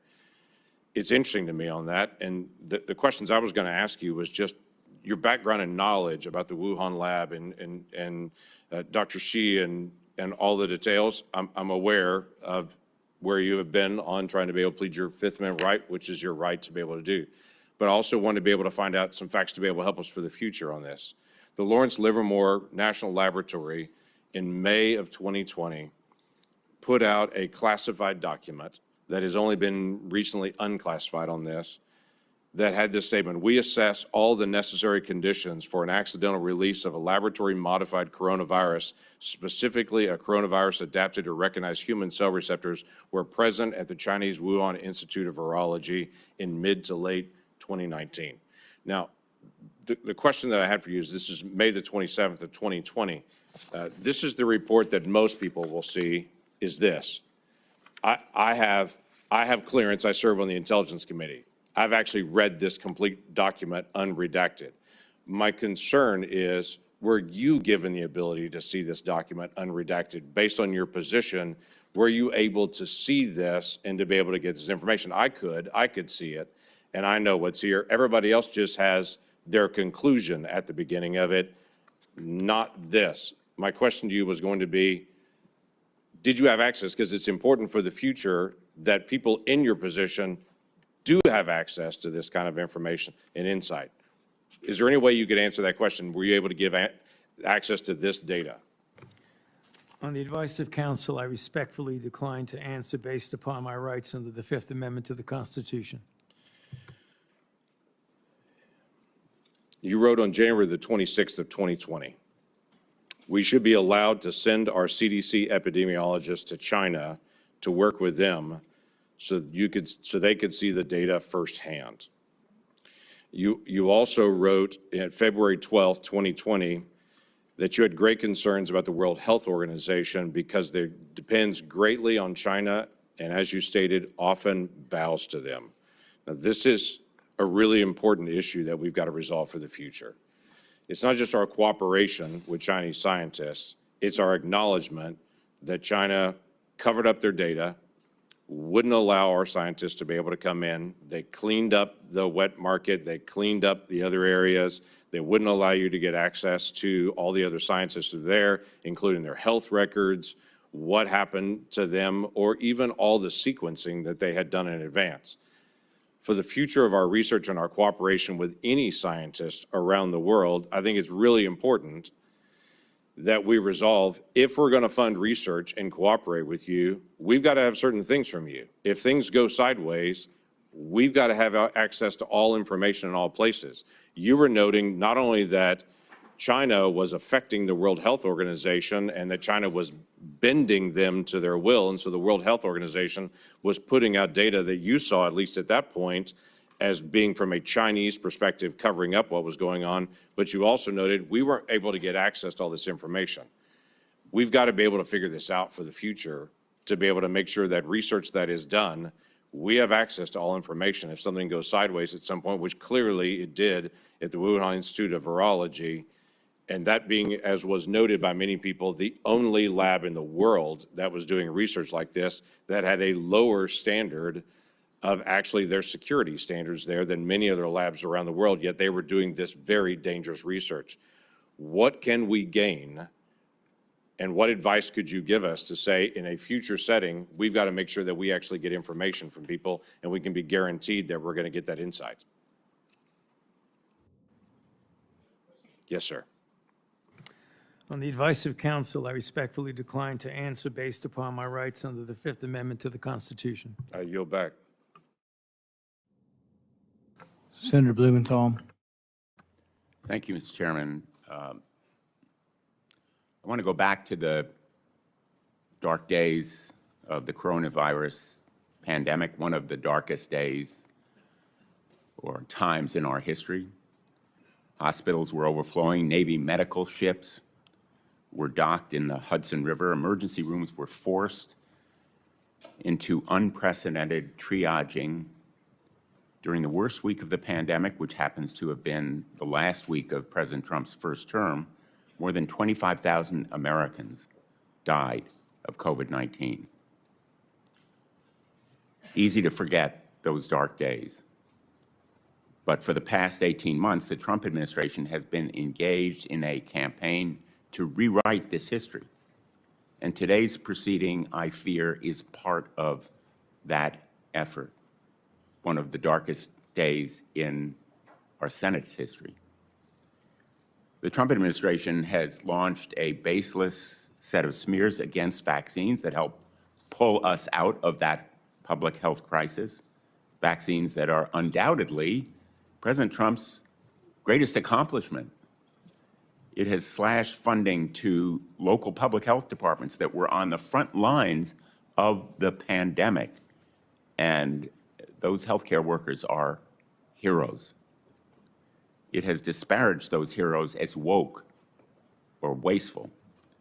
And it has used a politicized Department of Justice to target the researchers who helped us track and understand the novel virus. Today's hearing is another page in that playbook, sadly, tragically. Dr. Fauci, you've spent 5 decades in public service, including nearly 4 decades in leadership at the National Institutes of Health, helping to conquer COVID-19, but also HIV, swine flu, Zika, Ebola, and other epidemics with real-life results saving human lives. Put aside all the flowery rhetoric that we hear in the United States Senate. Dr. Fauci has saved lives, as have public health officials in the United States and throughout the world. And today, we are demeaning and degrading their life-saving service. Republicans are eager to rebrand you as a villain in order to distract from their own failure to protect Americans from soaring healthcare costs. They've been rising astronomically in the last couple of years, and from unsafe food, which has caused cyclospora to spread, and resurgent measles as a result of the anti-vaccine policy. This hearing is the culmination of a years-long crusade, which started more than 6 years ago when Dr. Fauci dared to contradict President Trump. The campaign to vilify you, Dr. Fauci, is just one part of this larger campaign against science and facts, a campaign that has made Americans less safe. It is shameful that in a country like ours, a dedicated public service like Dr. Fauci has experienced persistent threats to his life since the pandemic because of the lies that are told about him. His attorney has been gagged, thrown out of this hearing room. But he has written a letter to the chairman that is an explanation for the reasons why Dr. Fauci is, in fact, invoking his constitutional right. It is a right. And I would ask that this letter from David Schertler and Danny Onato be made a part of the record if there's no Without objection. objection. His attorney has also issued a statement within the last half hour, I believe, that sets forth, again, the reasons that he is here to help protect his client's rights. And I would ask that that statement be made part of the record as well, Mr. Chairman. Without objection. Let's be very clear. The Fifth Amendment is a right of everyone appearing before an authority like this one. It should be respected. And the reason that Dr. Fauci has invoked it, in the words of his attorney, quote, during and after the COVID-19 pandemic, Dr. Fauci appeared at least a dozen times for congressional hearings in the Senate alone in answer to questions about the very issues on which you purport to seek information. He has been thoroughly transparent and consistent in providing factual information to Congress, and he is deeply familiar with the processes and protocols of sharing information with the legislative branch. And then, referring to the chairman, this years-long public crusade against Dr. Fauci makes one thing clear. This is not a serious effort to seek information from Dr. Fauci in a transcribed interview for a valid legislative purpose. You are single-mindedly fixated on Dr. Fauci, seeing Dr. Fauci prosecuted for imaginary crimes, and you are so invested in that outcome that you have created a personal brand around it. Those are the words of his attorney, and he cites as well the statements of the chairman, which indicate a clear intent that the result of this proceeding be a prosecution. Quote, the power of some of us must be used for good, like putting Fauci in jail. That's from December 23, 2025. I want to give him a subpoena and a jail cell, also from December of 2025. The first was 2024. Those kinds of statements by the chairman of a committee in tweets certainly provide a well-founded fear that the proceeding underway is simply an effort to trap Dr. Fauci in some kind of criminal wrongdoing. That is not the purpose of a congressional hearing, not the valid purpose of a congressional hearing. During some of the dark days in this body, under Senator Joe McCarthy, it became standard operating procedure to seek that kind of prosecutorial objective. We should not be part of a rerun of that kind of effort. This attempt to rebrand one of the most challenging times in our nation's history is a short-sighted act of desperation that will leave us less prepared for the next pandemic. It is an insult to the memory of more than 1 million Americans who died from COVID-19. If there are valid scientific questions about the origins of this pandemic, COVID-19, about the kinds of steps that were taken to counter it, about the need for more preparation, they should certainly be addressed, but not in a show trial, not as part of a continuing vendetta against a single individual. And unfortunately, I fear that is what we are seeing today. America deserves better. Thank you, Mr. Chairman. In no courtroom in America can you have your witness plead the Fifth Amendment and then your attorney gets to testify. That's what that letter is. The attorney's complaining and testifying, saying, he didn't do it, the prosecution's unfair. You don't get to do that. That's one thing you give up when you take the Fifth Amendment. You say, I'm not going to testify. I'm not going to give you any information. You don't then get to put your lawyer forward to justify it. He can do it in the press, but you can't come and testify. He was not invited to testify, and he was out of order, and it was appropriate to have him ejected. Senator. Chairman Paul, thank you for doing this. I think, I know in my state, people have been asking questions about Dr. Fauci for years. So Dr. Fauci, your entry has made clear that you love being a hero, a celebrity, and here having the eyes of the world upon you. You loved every newspaper profile, every photo shoot, every fancy dinner with the elites. To many Americans who lost family members, who lost trust in our federal government, you're not a hero. Unfortunately, you're a villain. You made yourself the story and abandoned the American people to serve your own ego. To begin, I'd like to talk about your relationship with David Morenz. He was the senior advisor in the NIAID, Office of the Director, your office, for 16 years. He was your friend. He was a frequent guest at your house. You reportedly co-authored over 50 scientific articles with him. You turned to him first right after COVID-19 first occurred. Earlier this year, the Department of Justice charged him with conspiracy against the United States, in addition to other charges as part of a conspiracy to conceal information and falsify records to suppress alternative theories about the origins of COVID-19. Now, you've publicly kicked this man to the curb, saying, Dr. Morenz was not an advisor to me on institute policy or other substantive issues. So let's start with the use of personal Gmail accounts and David Morenz's relationship with Peter Daszak. David Morenz tells Peter Daszak, president of Equal Alliance, and you've got this in front of you, it's Exhibit 1, and it's already in the record as part of this. It says, quote, P.S. I forgot to say that there is no worry about FOIA.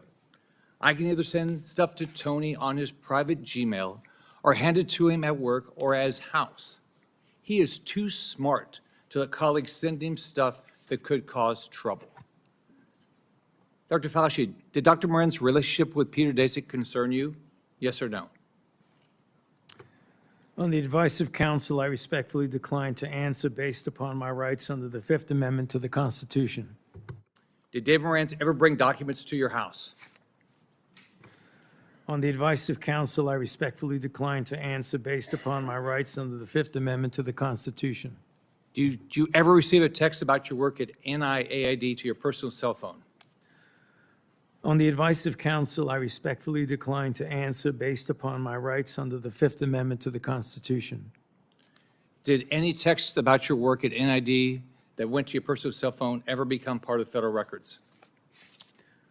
On the advice of counsel, I respectfully decline to answer based upon my rights under the Fifth Amendment to the Constitution. Did you maintain a personal email account while serving as director? On the advice of counsel, I respectfully decline to answer based upon my rights under the Fifth Amendment to the Constitution. Did you ever receive work-related communications on that Gmail account from David Morenz? On the advice of counsel, I respectfully decline to answer based upon my rights under the Fifth Amendment to the Constitution. Did you preserve any work-related communications on that Gmail account from David Morenz? On the advice of counsel, I respectfully decline to answer based upon my rights under the Fifth Amendment to the Constitution. Did David Moran's ever provide you with documents outside of those two ways that would violate NIH policy for FOIA compliance? On the advice of counsel, I respectfully decline to answer based upon my rights under the Fifth Amendment to the Constitution. Now let's look at two other communications. You emailed David Morans on January 26, 2020, quote, "It is important that I speak with you tonight. Please call me at home." This is part of Exhibit 2 that you have in front of you. This email is sent the same day, the exact same day you write in an internal document, quote, "Now we know the market was not the source, it was the amplifier," unquote. Would you call the origins of COVID-19 a substantive issue? On the advice of counsel, I respectfully decline to answer based upon my rights under the Fifth Amendment to the Constitution. Did you discuss COVID-19 origins with David Morans on this phone call? On the advice of counsel, I respectfully decline to answer based upon my rights under the Fifth Amendment to the Constitution. Now let's take a closer look at the last time you testified before Congress. This is part of what you have in front of you is Exhibit 4, which is part of the record. In June 2024, you testified to Dr. Morans, quote, "Was not an advisor to me on institute policy or other substantive issues. Furthermore, his office is located in a different building from that of the NIAID director," unquote. Is that still your testimony today? On the advice of counsel, I respectfully decline to answer based upon my rights under the Fifth Amendment to the Constitution. So today, under oath, your testimony remains that Dr. Morans was not an advisor to you on institute policy or substantive matters. On the advice of counsel, I respectfully decline to answer based upon my rights under the Fifth Amendment to the Constitution. Now, I've got Exhibit 5, which you have in front of you. On October 24, 2021, David Morans texted you to provide information about and advocate for the controversial EcoHealth Alliance grant. You thank him and tell him that you will check the information. Would you agree that this shows an advisory relationship between David Morans and yourself? On the advice of counsel, I respectfully decline to answer based upon my rights under the Fifth Amendment to the Constitution. Would you agree that you two were discussing a substantive issue? On the advice of counsel, I respectfully decline to answer based upon my rights under the Fifth Amendment to the Constitution. If documentary evidence establishes that Dr. Morans advised you regarding EcoHealth Alliance, COVID origins, or grant policy, then your June 2024 testimony would have been inaccurate, correct? On the advice of counsel, I respectfully decline to answer based upon my rights under the Fifth Amendment to the Constitution. Is there any document in your possession today that would contradict your prior congressional testimony? On the advice of counsel, I respectfully decline to answer based upon my rights under the Fifth Amendment to the Constitution. Have you deleted, destroyed, or instructed anyone to destroy records after learning Congress is investigating these matters? On the advice of counsel, I respectfully decline to answer based upon my rights under the Fifth Amendment to the Constitution. Are you aware of anyone who did? On the advice of counsel, I respectfully decline to answer based upon my rights under the Fifth Amendment to the Constitution. As you know, Dr. Morans now faces charges related to destroying records while you distance yourself from him. Is that fair to a decades-long friend? On the advice of counsel, I respectfully decline to answer based upon my rights under the Fifth Amendment to the Constitution. When is the last time you spoke to him? On the advice of counsel, I respectfully decline to answer based upon my rights under the Fifth Amendment to the Constitution. In hindsight, are you disappointed how you handled COVID? Do you have any regrets? On the advice of counsel, I respectfully decline to answer based upon my rights under the Fifth Amendment to the Constitution. Dr. Fauci, I want to close with this. Here's how you impacted my family and people close to me. I have daughters with children. You can't imagine the questions they had around vaccines for their kids and themselves, and the pressure, the unbelievable pressure to make the right decision for their health. I can tell you pregnant women who worked with me were so scared because every time they went to the doctor, they were told something different about taking the vaccine, and you caused this. Imagine being a mom trying to protect their kids, or an expectant mother trying to figure out what to do. Every 3 weeks, a doctor tells you a new set of guidance on a vaccine.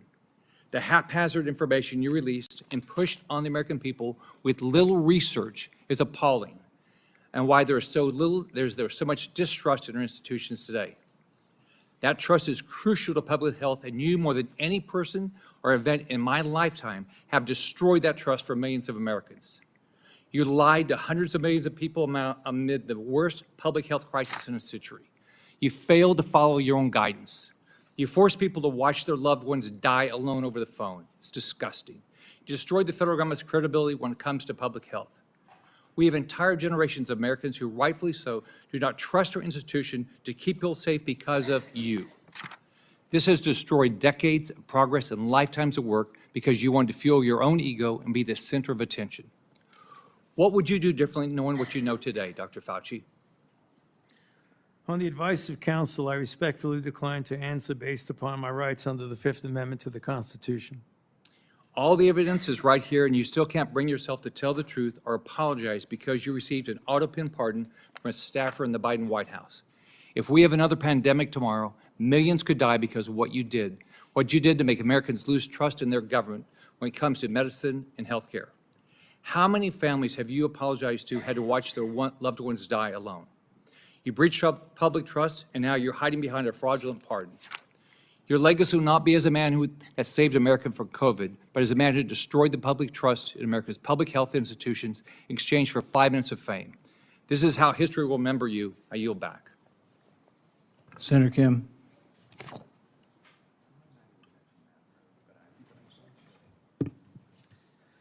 Thank you, Dr. Fauci, for coming on out in front of this committee. I know it's not what you would want. It's not what you deserve. I just want to say and start by just saying thank you to you for your service to this nation. I didn't know much about you prior to the pandemic. I came to learn about you from however many Americans did, but I also had the opportunity to talk to you and engage with you as someone who is a member of the Select Committee on the Coronavirus Crisis over in the House of Representatives. When I learned about your background, 38 years as the director of the National Institute of Allergy and Infectious Disease, appointed by President Reagan, served under 7 presidents, 4 Republicans and 3 Democrats. I admire that greatly. I myself had a chance to serve in the executive branch, serve in government under both a Republican president and a Democratic president. And I believe that we need more of that type of work, a place where we can understand our jobs not as coming from a place of partisanship and politics, but that of just public service. And right now, I feel the hyperpartisanship growing in this country in dangerous ways. I feel it much more present here on the Hill than I did back when I served as a nonpartisan career public servant at the State Department. And I worry about it. I worry about what kind of trajectory we're on as a country and what this causes when it comes next for public service and those willing to step up for our nation. And it's not just in the attacks, but we see it brought out with the cuts to funding, to the firing of federal workers, to the demonization of their motivations, people calling our public servants criminals, thinking that they are there solely to undermine others that are trying to engage. I look at it right now. You know, it's not just that the people are being attacked, our public servants being attacked, but that it's undermining the very nature of the work of governance. You know, these cuts to HHS funding, to NIH funding, to the grants, cuts to the researchers doing the critical work to find cures and medicines. These firing and these cuts, they're creating a chilling effect, honestly, a chilling effect for the next generation of people who might consider stepping up to serve our nation, to be the next generation of researchers who now are wondering whether or not this is the right thing for them to do at a time when they see some of their colleagues or those that they looked up to being attacked, their funding being cut. Researchers that I talked to who are now either leaving the country or considering leaving the country to do their work because of the sheer unpredictability of America.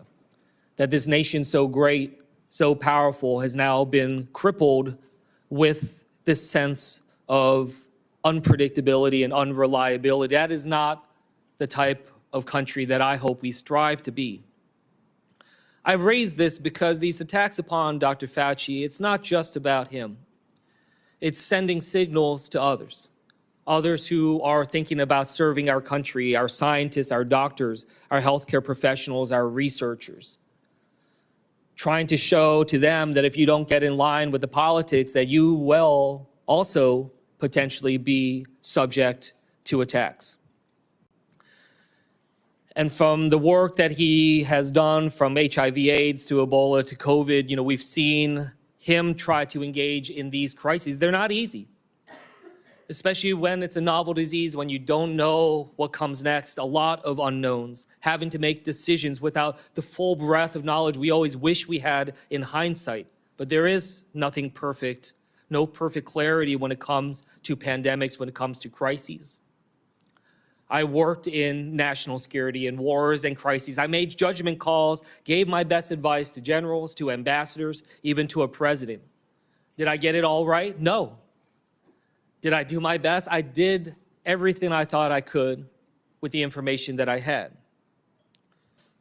The public servants, they do this work because they love this country and that they strive to improve it. It's not an easy job, but it is because there is so much at stake in our country. But these public servants do it because they are in the arena. I just want to end by just reading a portion of this because I think it's important as we're thinking about how to be able to treat public servants through this country, to think through this. And in the words of Teddy Roosevelt saying, it's not the critic who counts, not the man who points out how the strong man stumbles, or where the doer of deeds could have done them better. The credit belongs to the man who is actually in the arena, whose face is marred by dust and sweat and blood, who strive valiantly, who errs but comes short again and again, who spends himself in a worthy cause, who at the best knows in the end the triumphs of high achievement, and who at the worst, if he fails, at least he fails while daring greatly, so that his place shall never be with those cold and timid souls who neither know victory nor defeat. Thank you for your service, Dr. Fauci. I yield back. Senator Alling. Thank you, Mr. Chairman. Well, nothing says honesty like taking the fifth, huh, Doc? Let's try something. What day of the week is it today?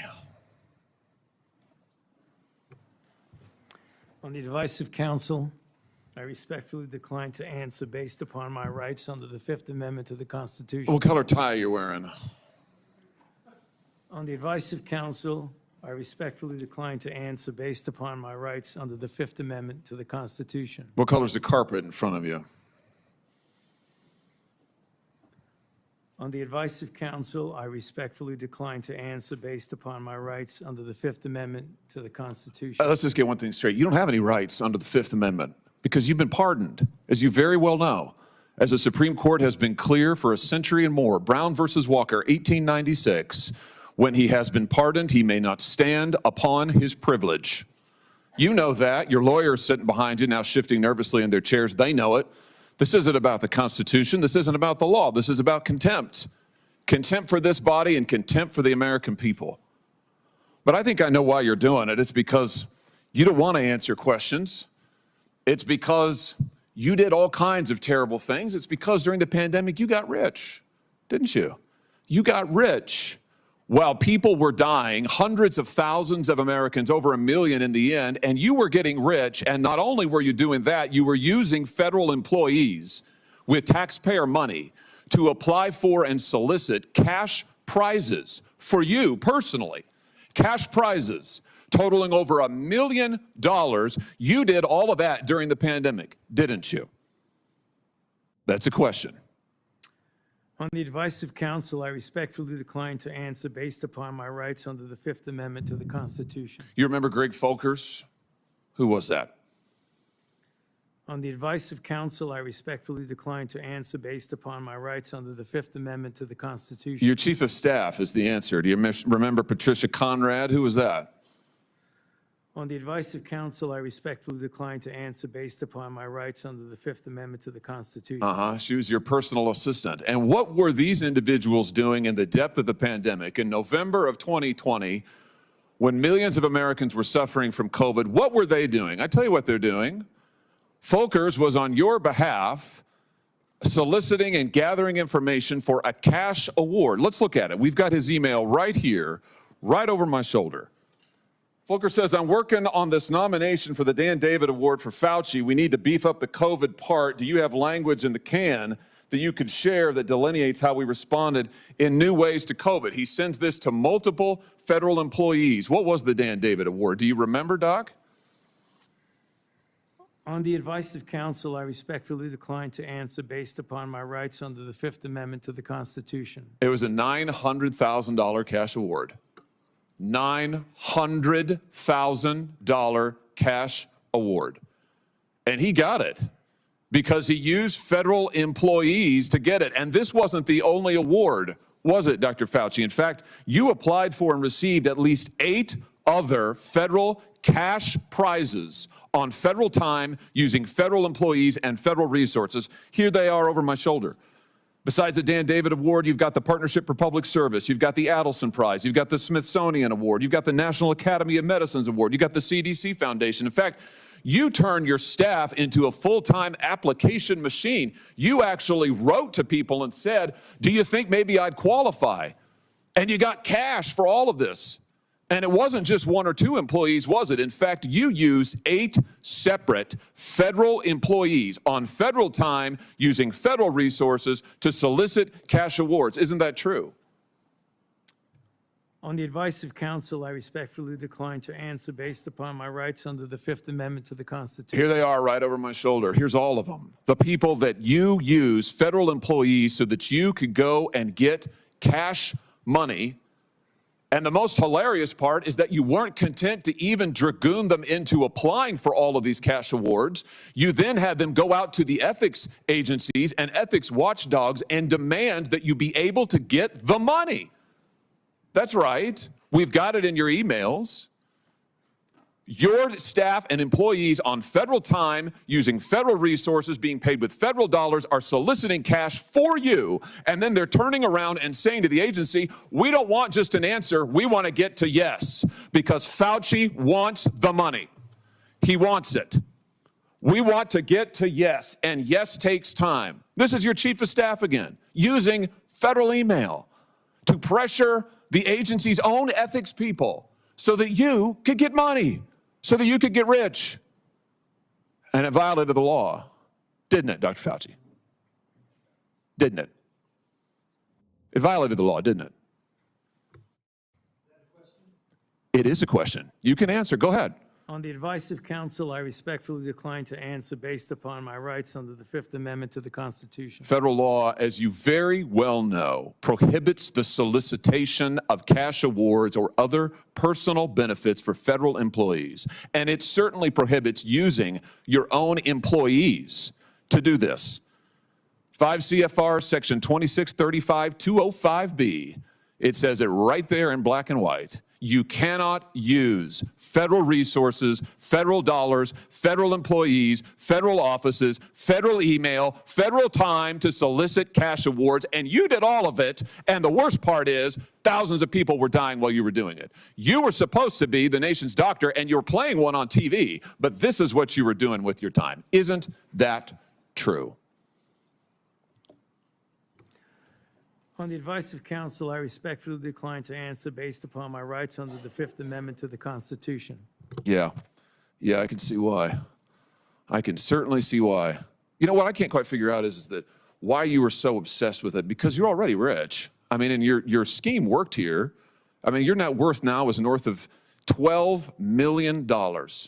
You got over $1 million in cash awards during COVID, during a 12-month, 24-month span during COVID. $1 million you knocked down in cash money using federal resources. Now you're worth more than $12 million. You've got a pension that in its first year paid out north of $400,000 a year. 1 million people dead, you're getting rich. 1 million people dead, you're using federal employees to get cash awards for you. 1 million people dead, and you're here taking the fifth because you don't want to admit that what really happened in all that time was a multi-month, multi-year course of self-dealing. Isn't that true, Dr. Fauci? On the advice of counsel, I respectfully decline to answer based upon my rights under the Fifth Amendment to the Constitution. Yeah, well, silence is admission. And here's the real thing. At the end of the day, it wasn't just about the money, really, was it? It was really about a power trip. I mean, through all of this, you want to be the most famous scientist in the world. You were so focused on getting every award and every drop of cash that you could, all because you wanted to be on TV. You wanted to be the sun god of science. You wanted to be the guy who was in charge of it all. You wanted to lambast Trump. You wanted to make sure that nobody else stole your spotlight. You wanted to be the guy. You had time to sit for InStyle magazine. Here's what you were doing with your time. You could sit for InStyle magazine, but you can't answer questions for the American people. You could sit for InStyle magazine, but you're here taking the fifth. You could sit for InStyle magazine and get $1 million in cash awards, but now the cat's got your tongue. I bet he does. I tell you what, here's my conclusion from all of this. This was really all about you the whole time. Somewhere along the way, you lost your way. You may have been a good public servant at one time, I don't know. But what I can tell you from reading your emails now, from looking at what you did, how you used your employees, somewhere along the line, it became all about you. You became a narcissist and a megalomaniac and a liar. And you've lied to the American people, and you've lied to this body. And you've disgraced your profession by doing it. You called yourself the most famous scientist in the world. You've done more to harm science than anybody in my lifetime. And I hope you'll go home and write that in your diary. Thank you, Mr. Chairman. Senator Fetterman. Thank you, Mr. Chairman. Dr. Fauci, I'm not here to perhaps attack you or defend or anything. It's really just more, honestly, I just want to acknowledge I have had members of my family die from COVID, and now I also grieve for people that I've met that have lost their business through the pandemic, and they'll never been the same. Now, during the pandemic, I was the lieutenant governor, so we were in the middle of all of that maelstrom, trying to find the right balance between protect life and protect the economics and for all of it. And I'm not sure if we got it all right or wrong, but without a doubt, I can continue to question myself. But one that it's not about much more your regrets, but I have one. And that is early on that there was the theory that the virus could have emerged from the lab. And early on that became like a right-wing kinds of theory. And I thought it seemed to make sense. Now there was a really advanced lab that was close by, and then you have this unknown virus out. So, but that became a very partisan thing. And now it seems now it's more and more emerging theory that would have come from the lab. Now, I think that the next time our nation's facing something like this, we are not become, as I might have been, blinded by the partisan idea that maybe the truth might come from a side that's different than you are. But I think we should really be willing to pursue truth, no matter where that may have emerged, for all of that. So, and I now cede the remain back to the chair. Thank you. Senator Moreno. Thank you, Mr. Chairman. And I will echo Senator Johnson's comments about your opening statement, Mr. Chairman. I think it was dead on. Very, very well done. Mr. Fauci, do you know who David Schertler is? On the advice of counsel, I respectfully decline to answer based upon my rights under the Fifth Amendment to the Constitution. Fifth Amendment of the Constitution. What does the Fifth Amendment of the Constitution say?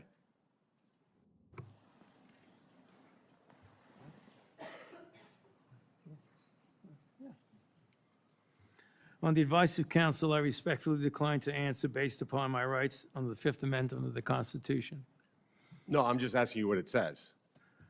On the advice of counsel, I respectfully decline to answer based upon my rights under the Fifth Amendment to the Constitution. I'm going to give the Constitution to my aide. He'll bring it over to you so you can have it for future reference. I think it's something that every American should know what the Constitution says. Do you know who wrote the Fifth Amendment? On the advice of counsel, I respectfully decline to answer based upon my rights under the Fifth Amendment of the Constitution. So you're invoking a right that you don't know who wrote it or what it says. Is that correct? On the advice of counsel, I respectfully decline to answer based upon my rights under the Fifth Amendment to the Constitution. Wow. All right, let me tell you who David Schertler is for the audience because he was ejected by the chairman. He's a high-profile criminal attorney. He's represented some really great people, like Senator Bob Menendez. Maybe that's somebody who my Democrat colleagues may remember took gold bars as bribes from the Egyptians. And there's an article here in the Washington Free Beacon that talks about why you would hire a guy like David Schertler. And the comment is, if you're in deep shit, that's who you call. Do you feel like you're in deep shit? On the advice of counsel, I respectfully decline to answer based upon my rights under the Fifth Amendment to the Constitution. Clearly, what you think today is that somehow you're above reproach. Somehow you feel like you don't need to be treated like a normal American.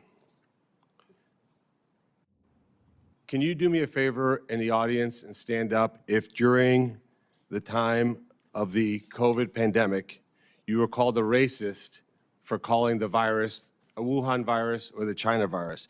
If you thought the 6-foot rule was total crap, if you thought the vaccine wasn't something that you should take, if you thought it was outrageous the way the mask policy was rolled out, if you were fired from your job for not taking that vaccine, including members of the military, if you thought closing schools was catastrophically stupid, and that you thought that during these times saying these things made you somehow a lesser human being.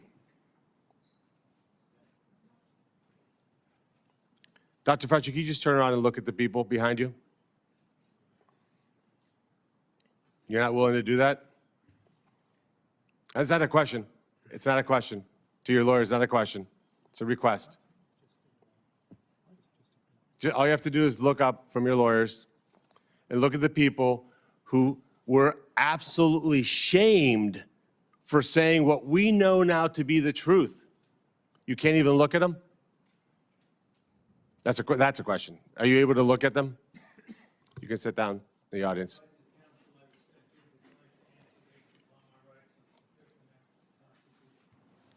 There was a mom in Ohio during the depth of the coronavirus pandemic,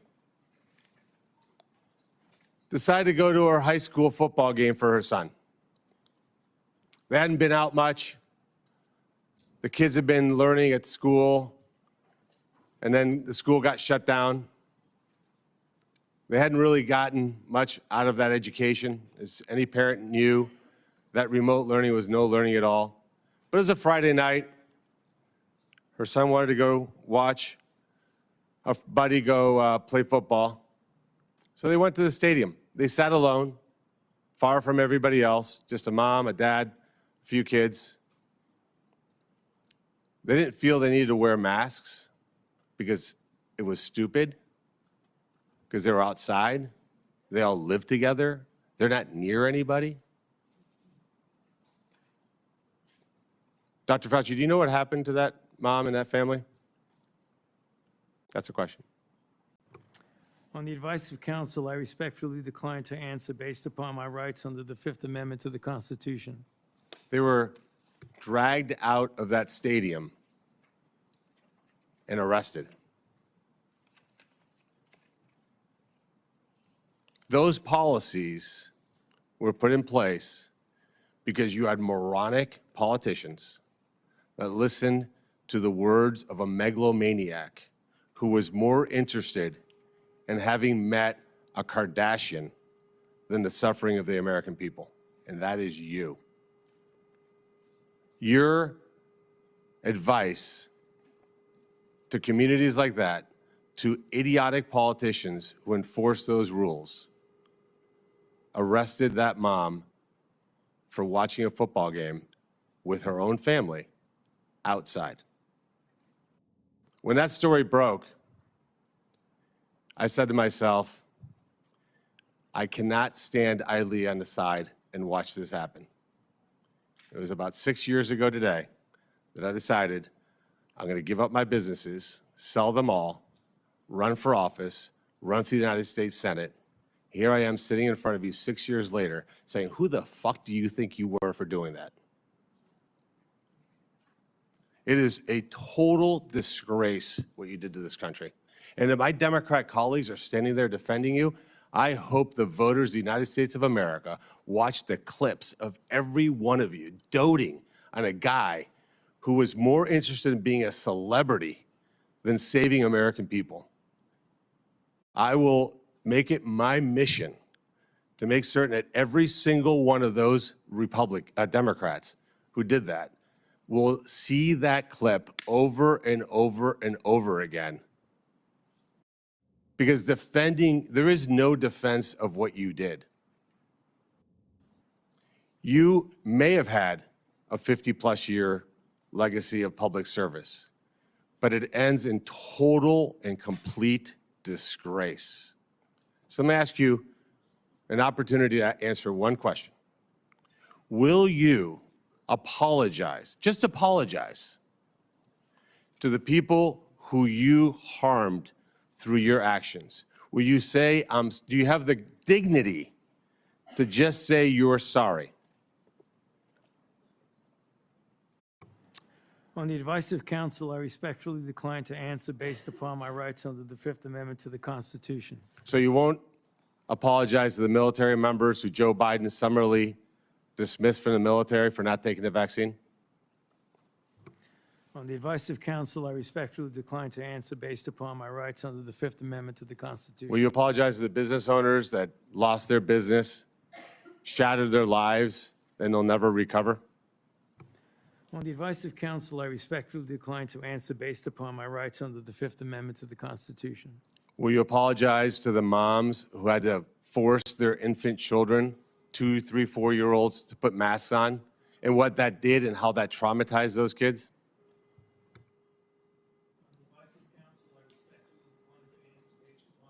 Under the Fifth Amendment to the Constitution. Will you apologize to the family members of the people who died because they took your advice and not only got the first vaccine, but the 5, 6 other boosters that they did not need?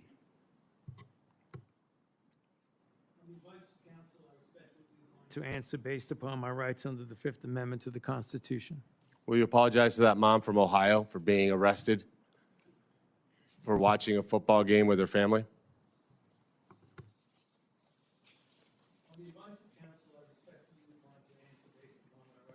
Fifth Amendment to the Constitution. So you didn't know who wrote the Fifth Amendment. It's James Madison. Lived in this town. I can only wonder what he would think of somebody like you invoking his writings to shield culpability for the actions that you took. It's no secret why you have to hire the biggest dirtbag attorney on the planet, because of what you did. I hope you're paying him well. And I hope that one way or the other, somewhere, sometime, you answer for your crimes. Senator Ernst.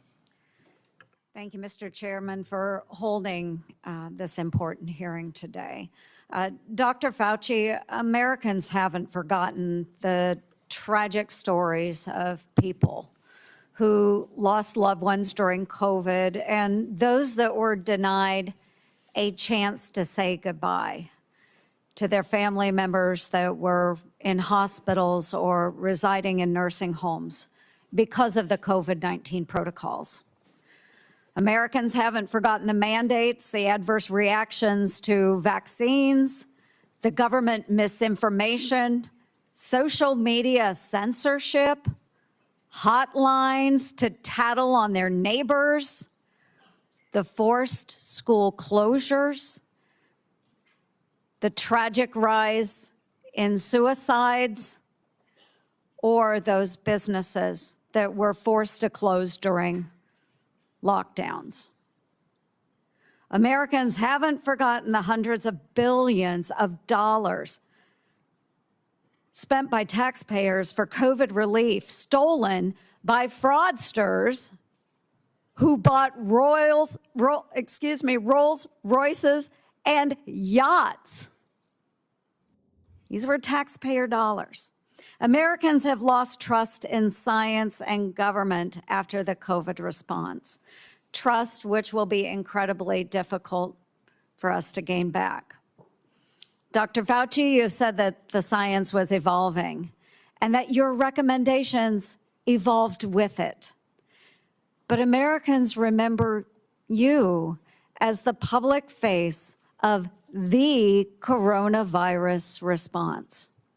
As one of the nation's most trusted voices, you urged policies you said were absolutely necessary, even when those policies came at an enormous human and economic cost.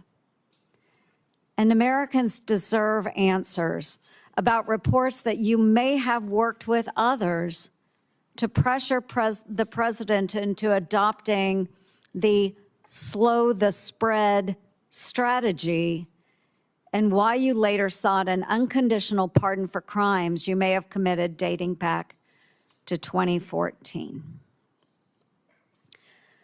Dr. Fauci, in 2022, you had a taxpayer-funded salary of $480,000 a year.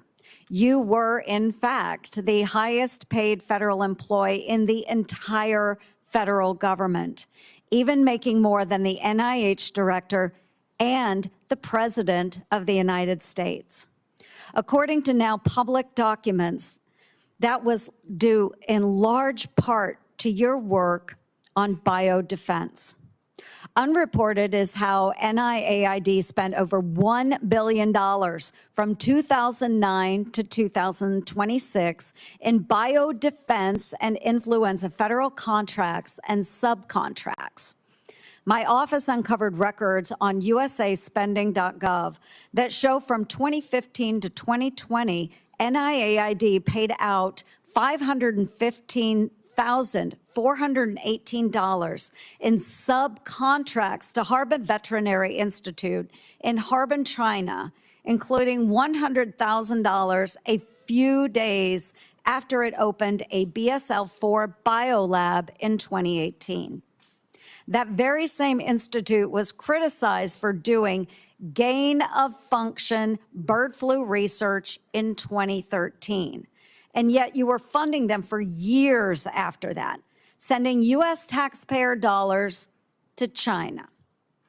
These contracts, which we also trace to NIAID, show U.S. taxpayers funded gain-of-function researchers in the Netherlands and in Wisconsin, funding the same folks whose controversial work led President Obama to pause this exact type of dangerous pandemic research. Dr. Fauci, did you know that the NIH's billion-dollar Sears contract programs were funding gain-of-function researchers in China, the U.S., and in the Netherlands? On the advice of counsel, I respectfully decline to answer based upon my rights under the Fifth Amendment to the Constitution. Dr. Fauci, Dr. Deborah Birx wrote in her book that you and President Obama's former CDC director were at a Saturday, March 14th, 2020 meeting at her home 2 days before the president announced his 15 days to slow the spread effort. Your now released diary said the meeting was a week before that. Dr. Birx said you all were trying to trap the president into having no other options. She wrote, your plan was to, quote, block any of the president's escape routes. So, quote, he'd have no choice but to agree to our flatten the curve measures. Yes or no, Dr. Fauci, did you try to block or trap President Trump into the slow the spread, flatten the curve measures in March 2020? On the advice of counsel, I respectfully decline to answer based upon my rights under the Fifth Amendment to the Constitution. When the COVID-19 virus broke out in Wuhan, China, you, Dr. Fauci, knew pretty much right away that NIH had funded Chinese labs, including those doing coronavirus research. There's email traffic from early January 2020 where your staff was flagging for you that NIH funded coronavirus research at the Wuhan lab through EcoHealth Alliance. Yet few Americans knew we funded the Wuhan lab because the funding went through a sub-award and was not reported to the public database like usaspending.gov as it should have been. Also, EcoHealth violated federal law by failing to report in its research papers how much taxpayer funding it spent on that research.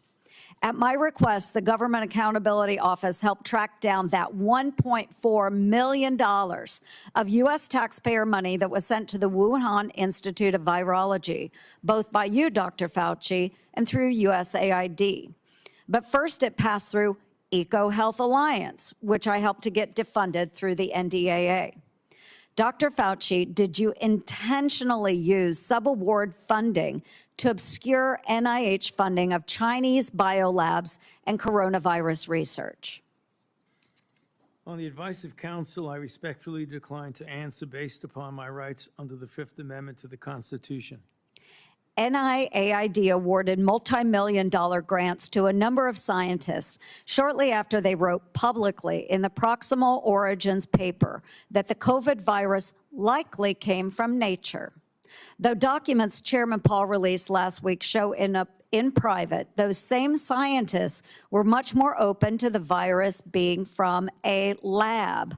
In 2023, Representative Jordan insinuated that you basically gave a $9 million bribe in the form of an NIH grant to NIH-funded virologists to say the virus likely was from nature. Dr. Fauci, yes or no, did you reward the Proximal Origin authors by giving them NIAID grants or contracts?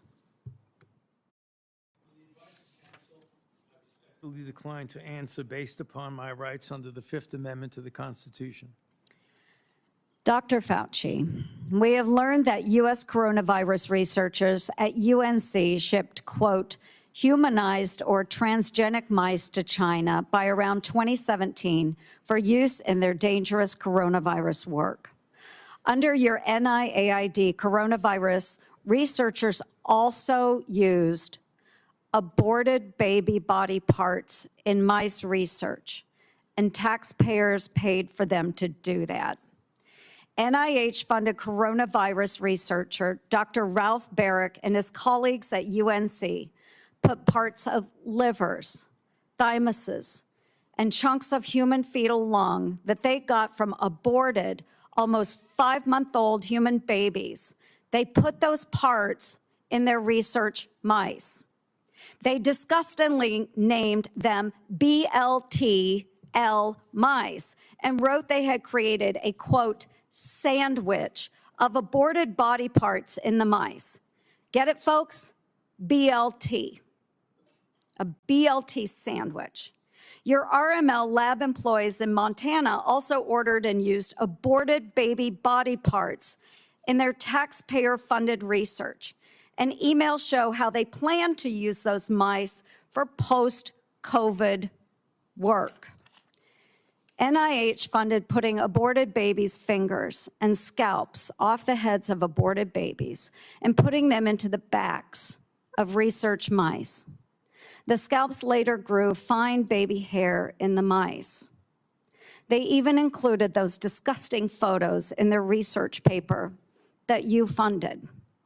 Not all of those were research on coronaviruses, but some were. Thankfully, the current NIH director has said no more of this.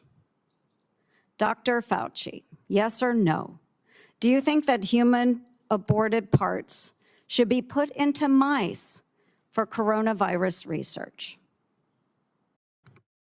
The advice of counsel, I respectfully decline to answer based upon my rights under the Fifth Amendment to the Constitution.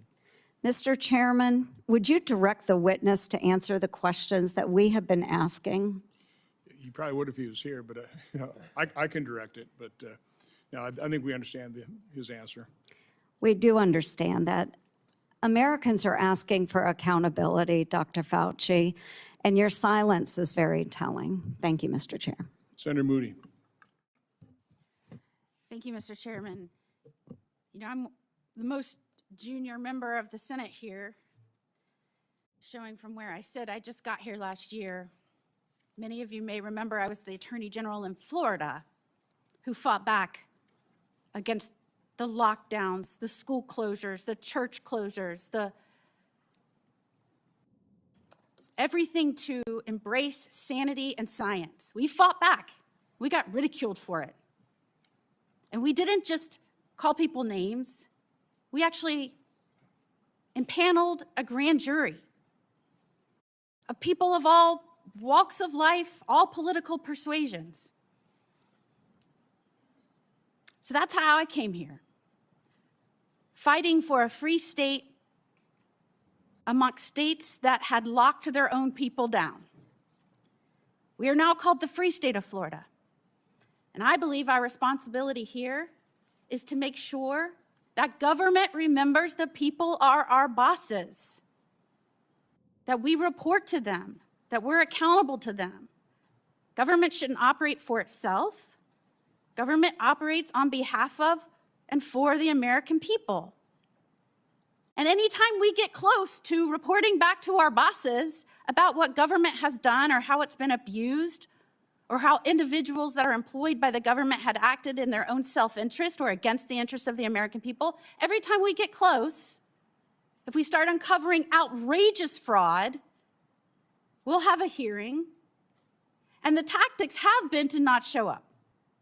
So you'll have all of us over here trying to drill down on why we've been giving money that actually works against American citizens, and no one shows up. Today nobody's here at the moment. Today there seems to be a different tactic. Today we have Democrats showing up and trying to spin why we shouldn't even be having this hearing to report back to our bosses. One said, today's hearing does damage. It will deter others from public service.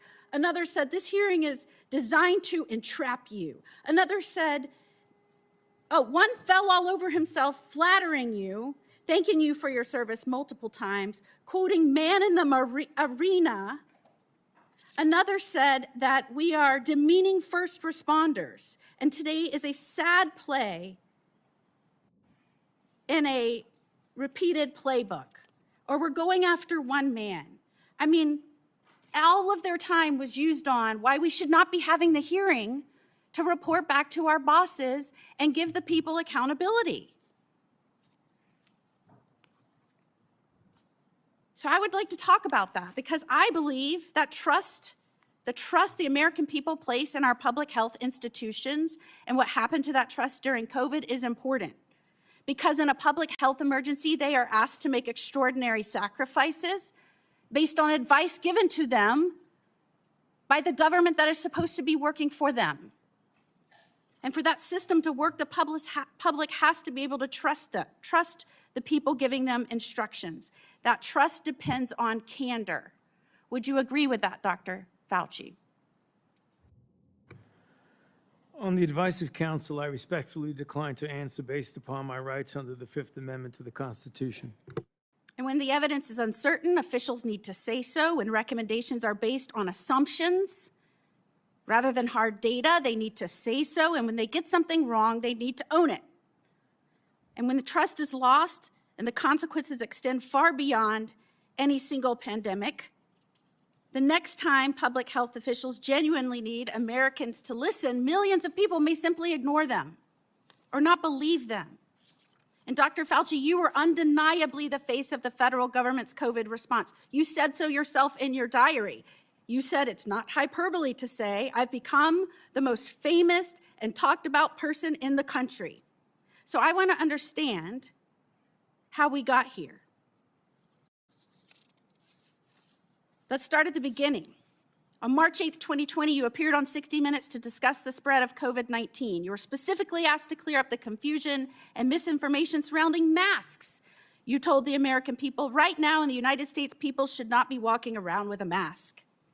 The interviewer immediately stopped you and said, "Are you sure of it? Because people are listening really closely to this." And instead of walking back or qualifying your statement in any way, you doubled down.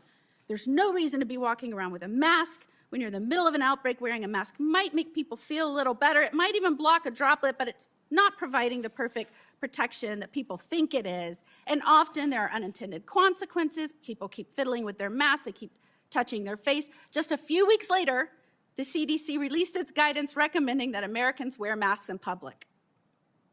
You were asked to explain your original recommendation. You emphasized a very different consideration. You said, well, back then, the critical issue was to save the masks for the people who really needed them because it was felt there was a shortage of masks. So I want everybody to sit with that. The critical issue driving your initial recommendation to the American public was scarcity, logistics, not medical evidence. So when you told the American people there was no reason to wear a mask, what was your principal objective? Giving them an honest assessment of the medical evidence or discouraging them from consuming a scarce supply of masks? On the advice of counsel, I respectfully decline to answer based upon my rights under the Fifth Amendment to the Constitution. Well, unfortunately, that was just the beginning of a broader pattern. Let's talk about the 6-foot distancing rule. In April 5th, 2020, interview on CBS said, every time I get to that podium in the White House briefing room, I always essentially plead with people. Please take a look at those very simple guidelines of physical separation, and they're very, very clear. Physically separate 6 feet away. Yet when Congress finally asked you in 2024 what science supported that evidence, 6-foot distance rule for COVID, you admitted you were not aware of any studies supporting it. Incredibly, you said the 6-foot rule sort of just appeared and described it as an empiric decision that wasn't based on data. That rule had real consequences. Schools didn't open back up. Businesses didn't open back up. Churches didn't open back up. I could go on and on and on. And Americans were kept physically separated from one another during the most difficult moments of their lives. Many lost loved ones during that time. So, Dr. Fauci, did you have any evidence to support a 6-foot separation rule when you gave that advice to Americans? On the advice of counsel, I respectfully decline to answer based upon my rights under the Fifth Amendment to the Constitution. All right, well, let's look at the lockdowns then. By 2022, the consequences of prolonged COVID lockdowns on our children were clear, from delayed development to social isolation, which is probably why you were asked in July 2022 whether you would recommend locking down schools again. And you said, first of all, I didn't recommend locking anything down. But now we have your diary. And it tells a very different story from the one you told the public. And I will quote, I spoke with Bill de Blasio, the mayor of NYC, and convinced him based on what I was saying publicly in my conversation tonight to close the NYC schools. He had already decided based on what I was saying on TV.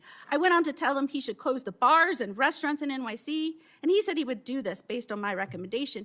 You even said that you told the president we should shut the whole country down. So, Dr. Fauci, how do you square telling the American people publicly that you didn't recommend locking anything down with your own diary entry kept on federal government equipment saying that your recommendation is what convinced the mayor and the president to lock things down? On the advice of counsel, I respectfully decline to answer based upon my rights under the Fifth Amendment to the Constitution.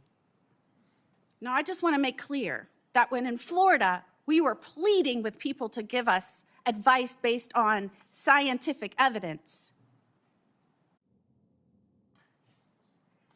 that we were getting these conflicting statements by you that didn't match scientific data. And in fact, when we impaneled a grand jury, the grand jury's conclusion, not surprising to anyone, and by the way, we're still the only state to have impaneled a grand jury. I was the only attorney general to do this. We did this in 2023. That conclusion was the lockdown, mask, and social distancing advice ministered by federal agencies and implemented by certain local, state, and federal agencies was not based on the best available scientific data. In fact, many recommendations and their accompanying mandates departed significantly from available research. Again, people from all walks of life, all political persuasions, that is what they found. And yet, during that time, while you were giving those statements, knowing there was no scientific basis for it, and we know now you knew it because we have your diary entries, you called the governor that I worked with to fight to keep Washington and D.C. out of our state so that we could indeed respect the rights of our citizens. You called our governor, Governor DeSantis, and I'm going to quote this so I get it right out of your journals, a total jerk, that he is a complete disgrace, that he is blocking local authorities from mandating masks in various locations, including schools. And you were very concerned and upset that we were actively, and I'm going to quote, criticizing you, and we talked virtually every day about being wrong on everything. And what is astounding is that you wrote you feared because of that, because we were questioning our government, because we were fighting back for the truth from our government, from scientifically based recommendations, because we were pushing for that. You said you feared that our democracy is in dire danger. Thank goodness we have people up here that I work with that understand our role, which is to report to our bosses, the people, because they are in charge. Calling for our government to be honest with us and transparent with us and accountable to us, that is a democracy. What you did is the opposite. And I cannot believe I have to explain this to someone who represented our government and some of the most important issues for so long. And before I conclude, if I can just put up our pardon. This is the pardon you have heard so much about. And Dr. Fauci, the only other person that got a pardon like this, I believe, had a last name of Biden. This pardon goes back to, and if you'll see, January the 1st of 2014. Did you talk to President Biden and ask for this pardon? On the advice of counsel, I respectfully decline to answer based upon my rights under the Fifth Amendment to the Constitution. Who did you talk to in the White House about this pardon? On the advice of counsel, I respectfully decline to answer based upon my rights under the Fifth Amendment to the Constitution. Did you specifically ask that it be dated back to the beginning of 2014? On the advice of counsel, I respectfully decline to answer based upon my rights under the Fifth Amendment to the Constitution. Did you do that so that you would be given immunity going back to the beginning of 2014? On the advice of counsel, I respectfully decline to answer based upon my rights under the Fifth Amendment to the Constitution. I'm just very interested why it was this date. Did it have anything to do with the fact that 2014 was also the year that the NIAID or NIH began funding EcoHealth Alliance's Understanding the Risk of Bat Coronavirus Emergence grant? On the advice of counsel, I respectfully decline to answer based upon my rights under the Fifth Amendment to the Constitution. And this is the same grant that funded the work on bat coronaviruses at the Wuhan Institute on Virology. Millions of Americans are questioning what happened during COVID, why we were given misleading information, misleading advice, why you gave conflicting statements based on, I guess, how you were feeling that day. And Americans, rightfully, we lost over 1 million Americans. They should be insulted when the Democrats insult our chair that he's doing this because he is on an obsessive mission to go after one man. Could his obsessive mission be to find out why 1 million Americans died and who might be responsible for that and where that started? Could that be his mission, Dr. Fauci? On the advice of counsel, I respectfully decline to answer based upon my rights under the Fifth Amendment to the Constitution. And after everything we have just walked through, can you sit here today and tell the American people, our bosses, that you bear no responsibility for their collapse in trust of their government?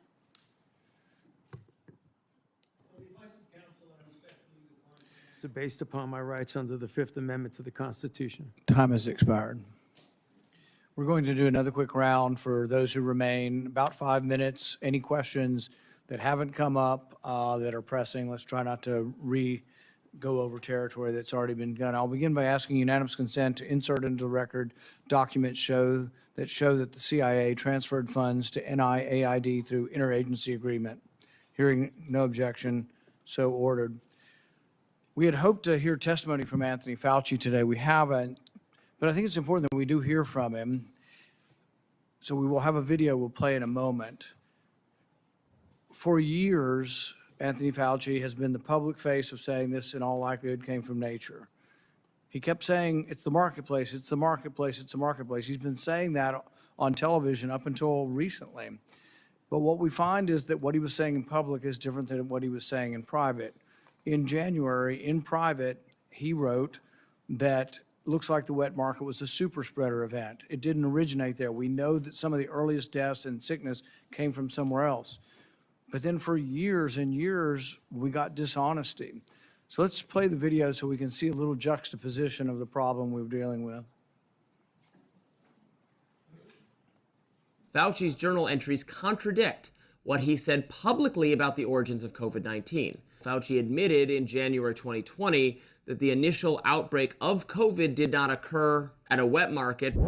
Take a really good look at the animal-human interface and the fact that animals from the wild are being brought into wet markets. You have animals that come out of the wild that are sold at these open, what they call them, wet markets. Wet markets, where you bring animals in from the wild who have these viruses. The wet markets in Asia, where people bring animals from the forest into market. There are wet markets in Wuhan that are ample opportunity for a virus to jump from an animal. The origin was from a bat to an intermediate host to a human, very likely in a wet market. And those animals should not have been in the Wuhan market. They knew that those animals should not have been in the market, and they immediately cleaned out the market, put restrictions on the kinds of animals that come into these wet markets. I think they should shut down those things right away. I mean, it boggles my mind. So repeatedly saying in public something different than what he believed in private. Now this is interesting because, you know, the first SARS outbreak in 2003 was traced to a wet market, to animals there. But interestingly, they had evidence. They had evidence that the animals had the disease. They also had evidence that the handlers had a disproportionately high number of antibodies to the disease. So there was evidence, and the evidence was presented. So when this came out, the same thing happened again. They did look at the wet market. They looked at the wet market and tested, I think, 80,000 animals and didn't find any animals that had COVID-19. When they did find COVID-19 and trace samples there, they found that the DNA or the RNA was consistent with human spread. This was known not later on, didn't take years to develop, was known in January of 2020. And so Dr. Fauci says privately he knows it didn't come from the wet market, but as you saw, those were over a multi-year period. One of the other discussions I've had with Dr. Fauci over the years about natural immunity. So most infections, you get a degree of immunity, not perfect, some fairly perfect. Smallpox, you just don't get again. George Washington knew this. He had his wife get vaccinated, but he didn't because he'd already had smallpox. But there's one particular story that a man came up to me who'd lost his wife to COVID. He said, we all got it. We all got sick, and my wife ended up getting sick enough to go to the hospital.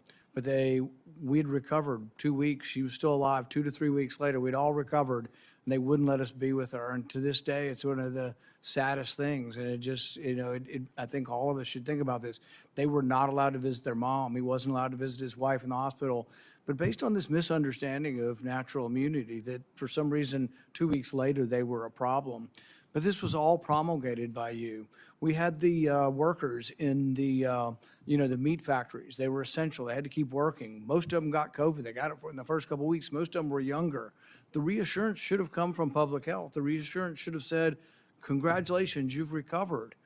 It also should be acknowledged. What's the number one thing we can do if we get another pandemic? Before we have a vaccine, before we have monoclonal antibodies, it would be to utilize natural immunity. So instead of the advice you were giving to Cuomo and others in New York that led to the deaths of hundreds of thousands of people or tens of thousands of people, you could have been saying, well, maybe the nurses taking care of the elderly should be people who are 2 weeks out from COVID infection. We could have used natural immunity as somewhat of a block of protection. Imperfect, but the only protection we had and the only thing we could have done. Instead, the nursing homes were seated with people who had COVID. So I think the discussion of natural immunity is one where there wasn't sufficient honesty, humility, there wasn't enough presentation to encourage people. That was the only encouraging thing we had for a while is you've got it, you're very, very, if not impossible, close to impossible chance that you'll die if you get it again. Everybody could have been reassured. Nobody was reassured. It's like, well, we don't know. We just don't quite understand natural immunity. My favorite quote from that is from Martin Kulldorff from Harvard. You called him one of the people that you had to take down, the fringe epidemiologist, which I've never ever heard a scientist call another scientist that. But he jokingly said on Twitter, he said, yeah, we knew about natural immunity from 486 BC, from the time of the Athenian plague. We lost all knowledge of it in 2020. The good news is it's slowly coming back. 24 to 2025, we're beginning to understand what natural immunity is again. Not something perfect, but a useful tool that could have been used, but also something that could have helped people by telling the public, my goodness, you're not going to die now. You have a chance. If you've already had it and you're 85 years old and you're at risk for it and you're wanting to feed your wife and they're telling you to wear 4 masks and not be around your wife when you've already had it, it made no sense. I visited with a man whose mom was 83 and she was dying from COVID. They go to the hospital in Orange County.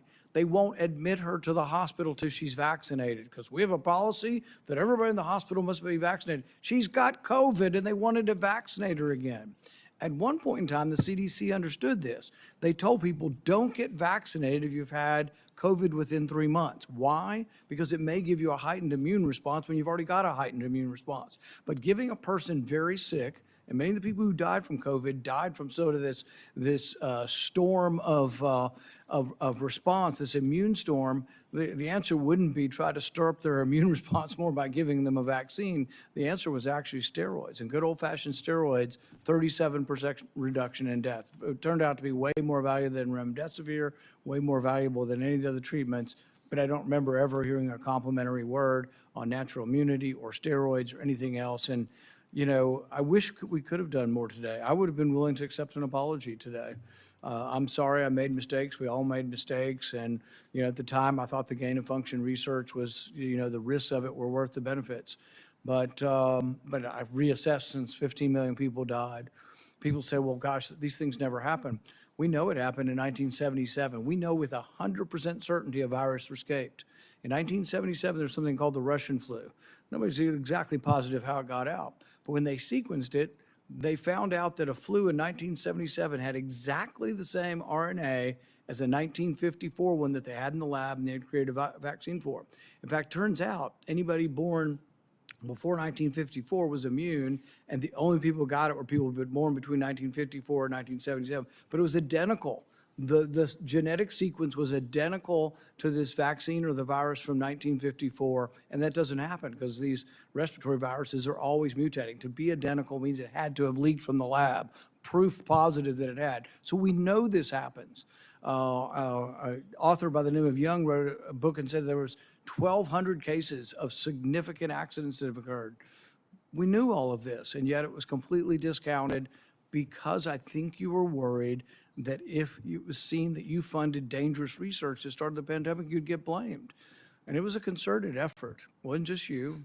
Anybody associated with the funding decided we needed to protect ourselves. Senator Johnson. Thank you, Mr. Chairman. You mentioned that we lost knowledge of natural immunity. I didn't. Dr. Fauci did.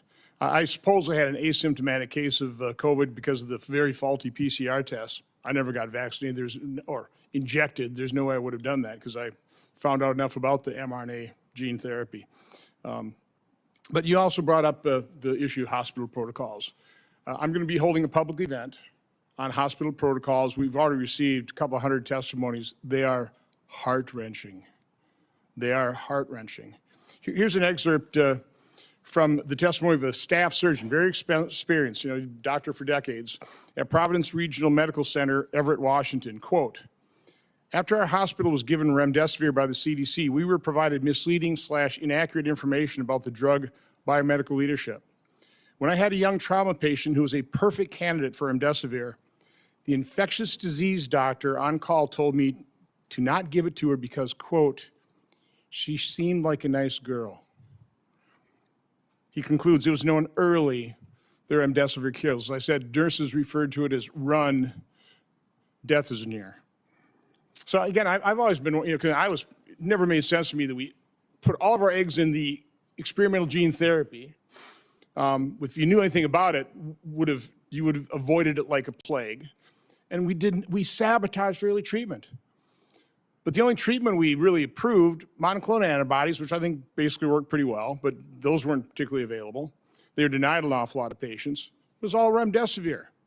Based on a study that the NIAID changed the endpoint from mortality, because it had no impact on mortality, to days of recovery. A drug that the WHO recommended against its use in COVID in November of 2020, but a drug that cost over $3,000 for a course of treatment, versus things like ivermectin, hydroxychloroquine, who even Dr. Fauci, I should have got that one out because I want to take this time to enter things in the record, said that, we need to have a very tight protocol on remdesivir because it's unknown, but hydroxychloroquine, that's approved, some side effects, but we have a long history of it. Let's put up my latest chart. Again, I was tracking adverse events on the experimental injection, but I use this chart as a comparison. So you've got ivermectin, hydroxychloroquine. These are average, again, VAERS doesn't improve causation, but there's correlation. It's there for safety signals. So ivermectin, over 30 years of FDA reports, 17 deaths per year. Hydroxychloroquine, over 38 years of reporting, 142 deaths per year. Remdesivir, over 5.5 years, 546 deaths per year.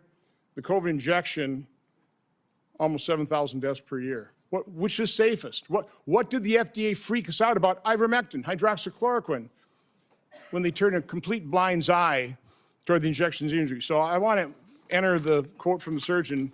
By the way, here's the answer. Cheryl Atkinson in an interview said that when it comes to money, we check financial ties among experts on the government panel devising coronavirus treatment guidelines, which had the effect of dialing back hydroxychloroquine use and giving an edge to remdesivir. We found the 11 members reporting links to a drug company, 9 of them named relationships to remdesivir's maker, Gilead. 7 more, including 2 of the committee leaders, have ties to Gilead beyond the 11 months they had to disclose. 2 were on Gilead's advisory board, others were paid consultants and received research support and honoraria. By the way, within the study, I think one of the study participants was an employee of Gilead. A bunch also had conflicts with Gilead. So, I wonder why. There are conflicts of interest. Gilead made billions of dollars off of remdesivir and people died.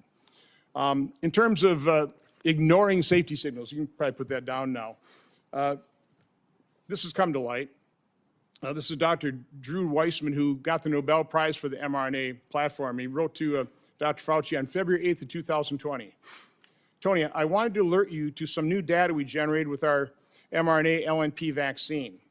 Now, it was a higher fold dose, but that mRNA LNP go to the placenta and fetus measured by translation of the mRNA and cause of immune response in the amniotic fluid.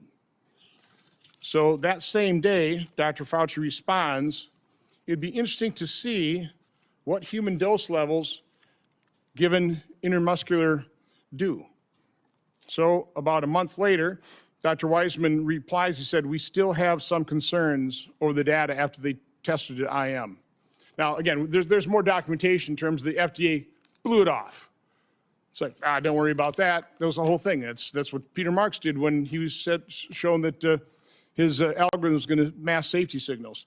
The last thing I want to enter in the record here is, and I want to make the point, why is this important? That they buried the treatment of severely injection injured. The fact that we haven't acknowledged these injection injuries, these people can't get treatment. They're being gaslit by their doctors. So it's all in your head. The rate of the injection injured of suicides is increasing because they've given up hope, because our medical establishment and federal health agencies completely failed them, failing to acknowledge it. So again, Dr. Nath was diagnosing and treating injection injured in March of 2021. This concerned people. So you had Dr. Walter Koroshitz writes Dr. Fauci. One of the points he made, there's been a steady, slow stream of reports to me of post-vaccination neurological conditions. Dr. Nath has been collecting a bunch. He has reports sent out to publish. Well, that alarmed everybody. Boy, you can't let the public know what's actually happening. You can't actually let the public know what the science is showing. So on April 29th, a email from Francis Collins, head of NIH, to Dr. Koroshitz, says, I find this approach troubling and will have the main consequence of feeding vaccine hesitancy and social media overreaction. Then Dr. Lawrence Tabak writes to Francis Collins, I don't understand why Walter does not shut this thing down. Why don't you shut down Dr. Nath, who's actually treating injection injured? Why? Because of vaccine hesitancy. And because we haven't acknowledged that, and the reason I've been advocating for this is because I know the injection injured. I know people who lost loved ones within days of the injection. And we've turned our backs on them. They deserve acknowledgement. They deserve to be heard, seen, and believed so they can get treatment. I also know the doctors whose careers were destroyed because you denigrated things like ivermectin and denied ivermectin to people in hospitals who got their kidneys knocked out by the remdesivir but got put on ventilators, never got to hug their loved ones goodbye because of those hospital protocols. That's what your science did to people. So, Dr. Fauci, my only question is, based on your lack of testimony here today, based quite honestly on our investigation into the cover-up of safety signals and injection injuries, we have issued letters to a number of former FDA officials to come in for transcribed interviews. You will be getting a letter today asking for a volunteer transcribed interview. So I'd be asking, will you comply or will I have to subpoena you? On the advice of counsel, I respectfully decline to answer based upon my rights under the Fifth Amendment to the Constitution. Expecting a subpoena. Thank you. Senator Scott. Dr. Fauci, did you personally receive any royalty payments connected to COVID-related intellectual property? On the advice of counsel, I respectfully decline to answer based upon my rights under the Fifth Amendment to the Constitution. Given that NIH receives royalty payments from certain pharmaceutical companies, why would any American believe these financial ties did not influence decisions about which treatments were promoted or restricted? On the advice of counsel, I respectfully decline to answer based upon my rights under the Fifth Amendment to the Constitution. Why doesn't NIAID publicly disclose these payments? On the advice of counsel, I respectfully decline to answer based upon my rights under the Fifth Amendment to the Constitution. Did you partner with Bill Gates on global health initiatives or vaccines? On the advice of counsel, I respectfully decline to answer based upon my rights under the Fifth Amendment to the Constitution. How much did Bill Gates entities provide in funding to NIAID collectively since 2005? On the advice of counsel, I respectfully decline to answer based upon my rights under the Fifth Amendment to the Constitution. To your knowledge, did Bill Gates partner with China on sensitive research? On the advice of counsel, I respectfully decline to answer based upon my rights under the Fifth Amendment to the Constitution. Specifically, dual-use research such as countermeasures or gain-of-function? On the advice of counsel, I respectfully decline to answer based upon my rights under the Fifth Amendment to the Constitution. Do you know if Bill Gates' entities partnered with U.S. government classified programs? On the advice of counsel, I respectfully decline to answer based upon my rights under the Fifth Amendment to the Constitution. Do you know if Bill Gates maintains an active national security clearance? On the advice of counsel, I respectfully decline to answer based upon my rights under the Fifth Amendment to the Constitution. Did you advocate or request for Bill Gates to receive a security clearance?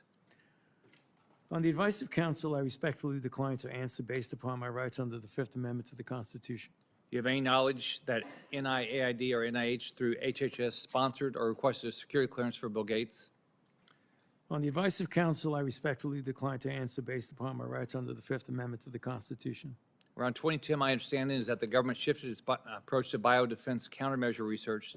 Did NIAID, under your leadership, partner with the Obama White House or any other U.S. government classified entities on sensitive countermeasures research?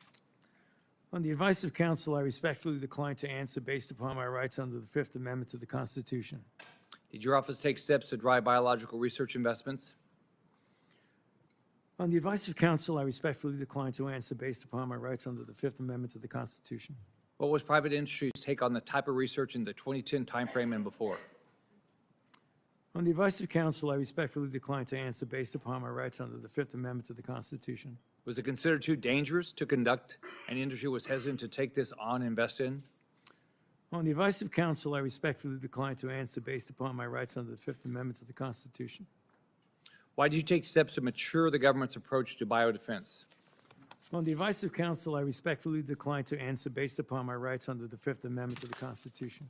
Were there any specific lines of effort or actions you felt were needed during this time to improve the research, development, and fielding model? On the advice of counsel, I respectfully decline to answer based upon my rights under the Fifth Amendment to the Constitution. How was dual use and gain of function incorporated or accounted for in maturing biodefense countermeasures? On the advice of counsel, I respectfully decline to answer based upon my rights under the Fifth Amendment to the Constitution. Did you ever discuss moving gain of function countermeasures research out of government space to private industry space? On the advice of counsel, I respectfully decline to answer based upon my rights under the Fifth Amendment to the Constitution. How were these private organizations regulated through government oversight while conducting risky research, including gain of function or gene editing technology? On the advice of counsel, I respectfully decline to answer based upon my rights under the Fifth Amendment to the Constitution. Did the Obama White House or any government entities take steps to inject funding into private industry? On the advice of counsel, I respectfully decline to answer based upon my rights under the Fifth Amendment to the Constitution. How do you ensure that our national security and public health is protected when private organizations work with foreign countries of concern and have the no government oversight, such as the EcoHealth Alliance research grant you funded in a CCP military lab? On the advice of counsel, I respectfully decline to answer based upon my rights under the Fifth Amendment to the Constitution. Given the culture of the pay to play at NIAID, did you or anyone acting on your behalf make any payment or enter any arrangement in any way or fashion to secure influence the broad pardon you received from President Biden? On the advice of counsel, I respectfully decline to answer based upon my rights under the Fifth Amendment to the Constitution. Thank you, Mr. Chairman. I'd like to ask unanimous consent to enter into the record a letter from the Department of Energy that confirms during Anthony Fauci's tenure that Bill Gates was given Q security clearance from 2014 to 2021. Without objection, that will be entered into the record. I'd also ask unanimous consent to enter into the record the contents of the folder of authorities provided to Dr. Fauci, including the pardon.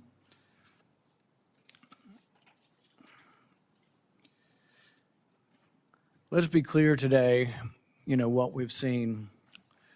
I really did want to hear from Dr. Fauci. I wanted to hear perhaps an apology, perhaps some semblance of being sorry for what happened or that judgment errors were made. We didn't hear any of that. But he was subpoenaed here to testify, refused to answer any questions, even after being directed by the chair and being advised of the law requiring him to do so. He has cited a privilege that is unsupported because of his blanket pardon and because he waived the privilege by testifying at the start. I'm going to give you one more opportunity to comply with the law, limited to the period of your pardon. At any point between January 1st, 2014 and January 19th, 2025, did you destroy any federal record or tell anyone else to?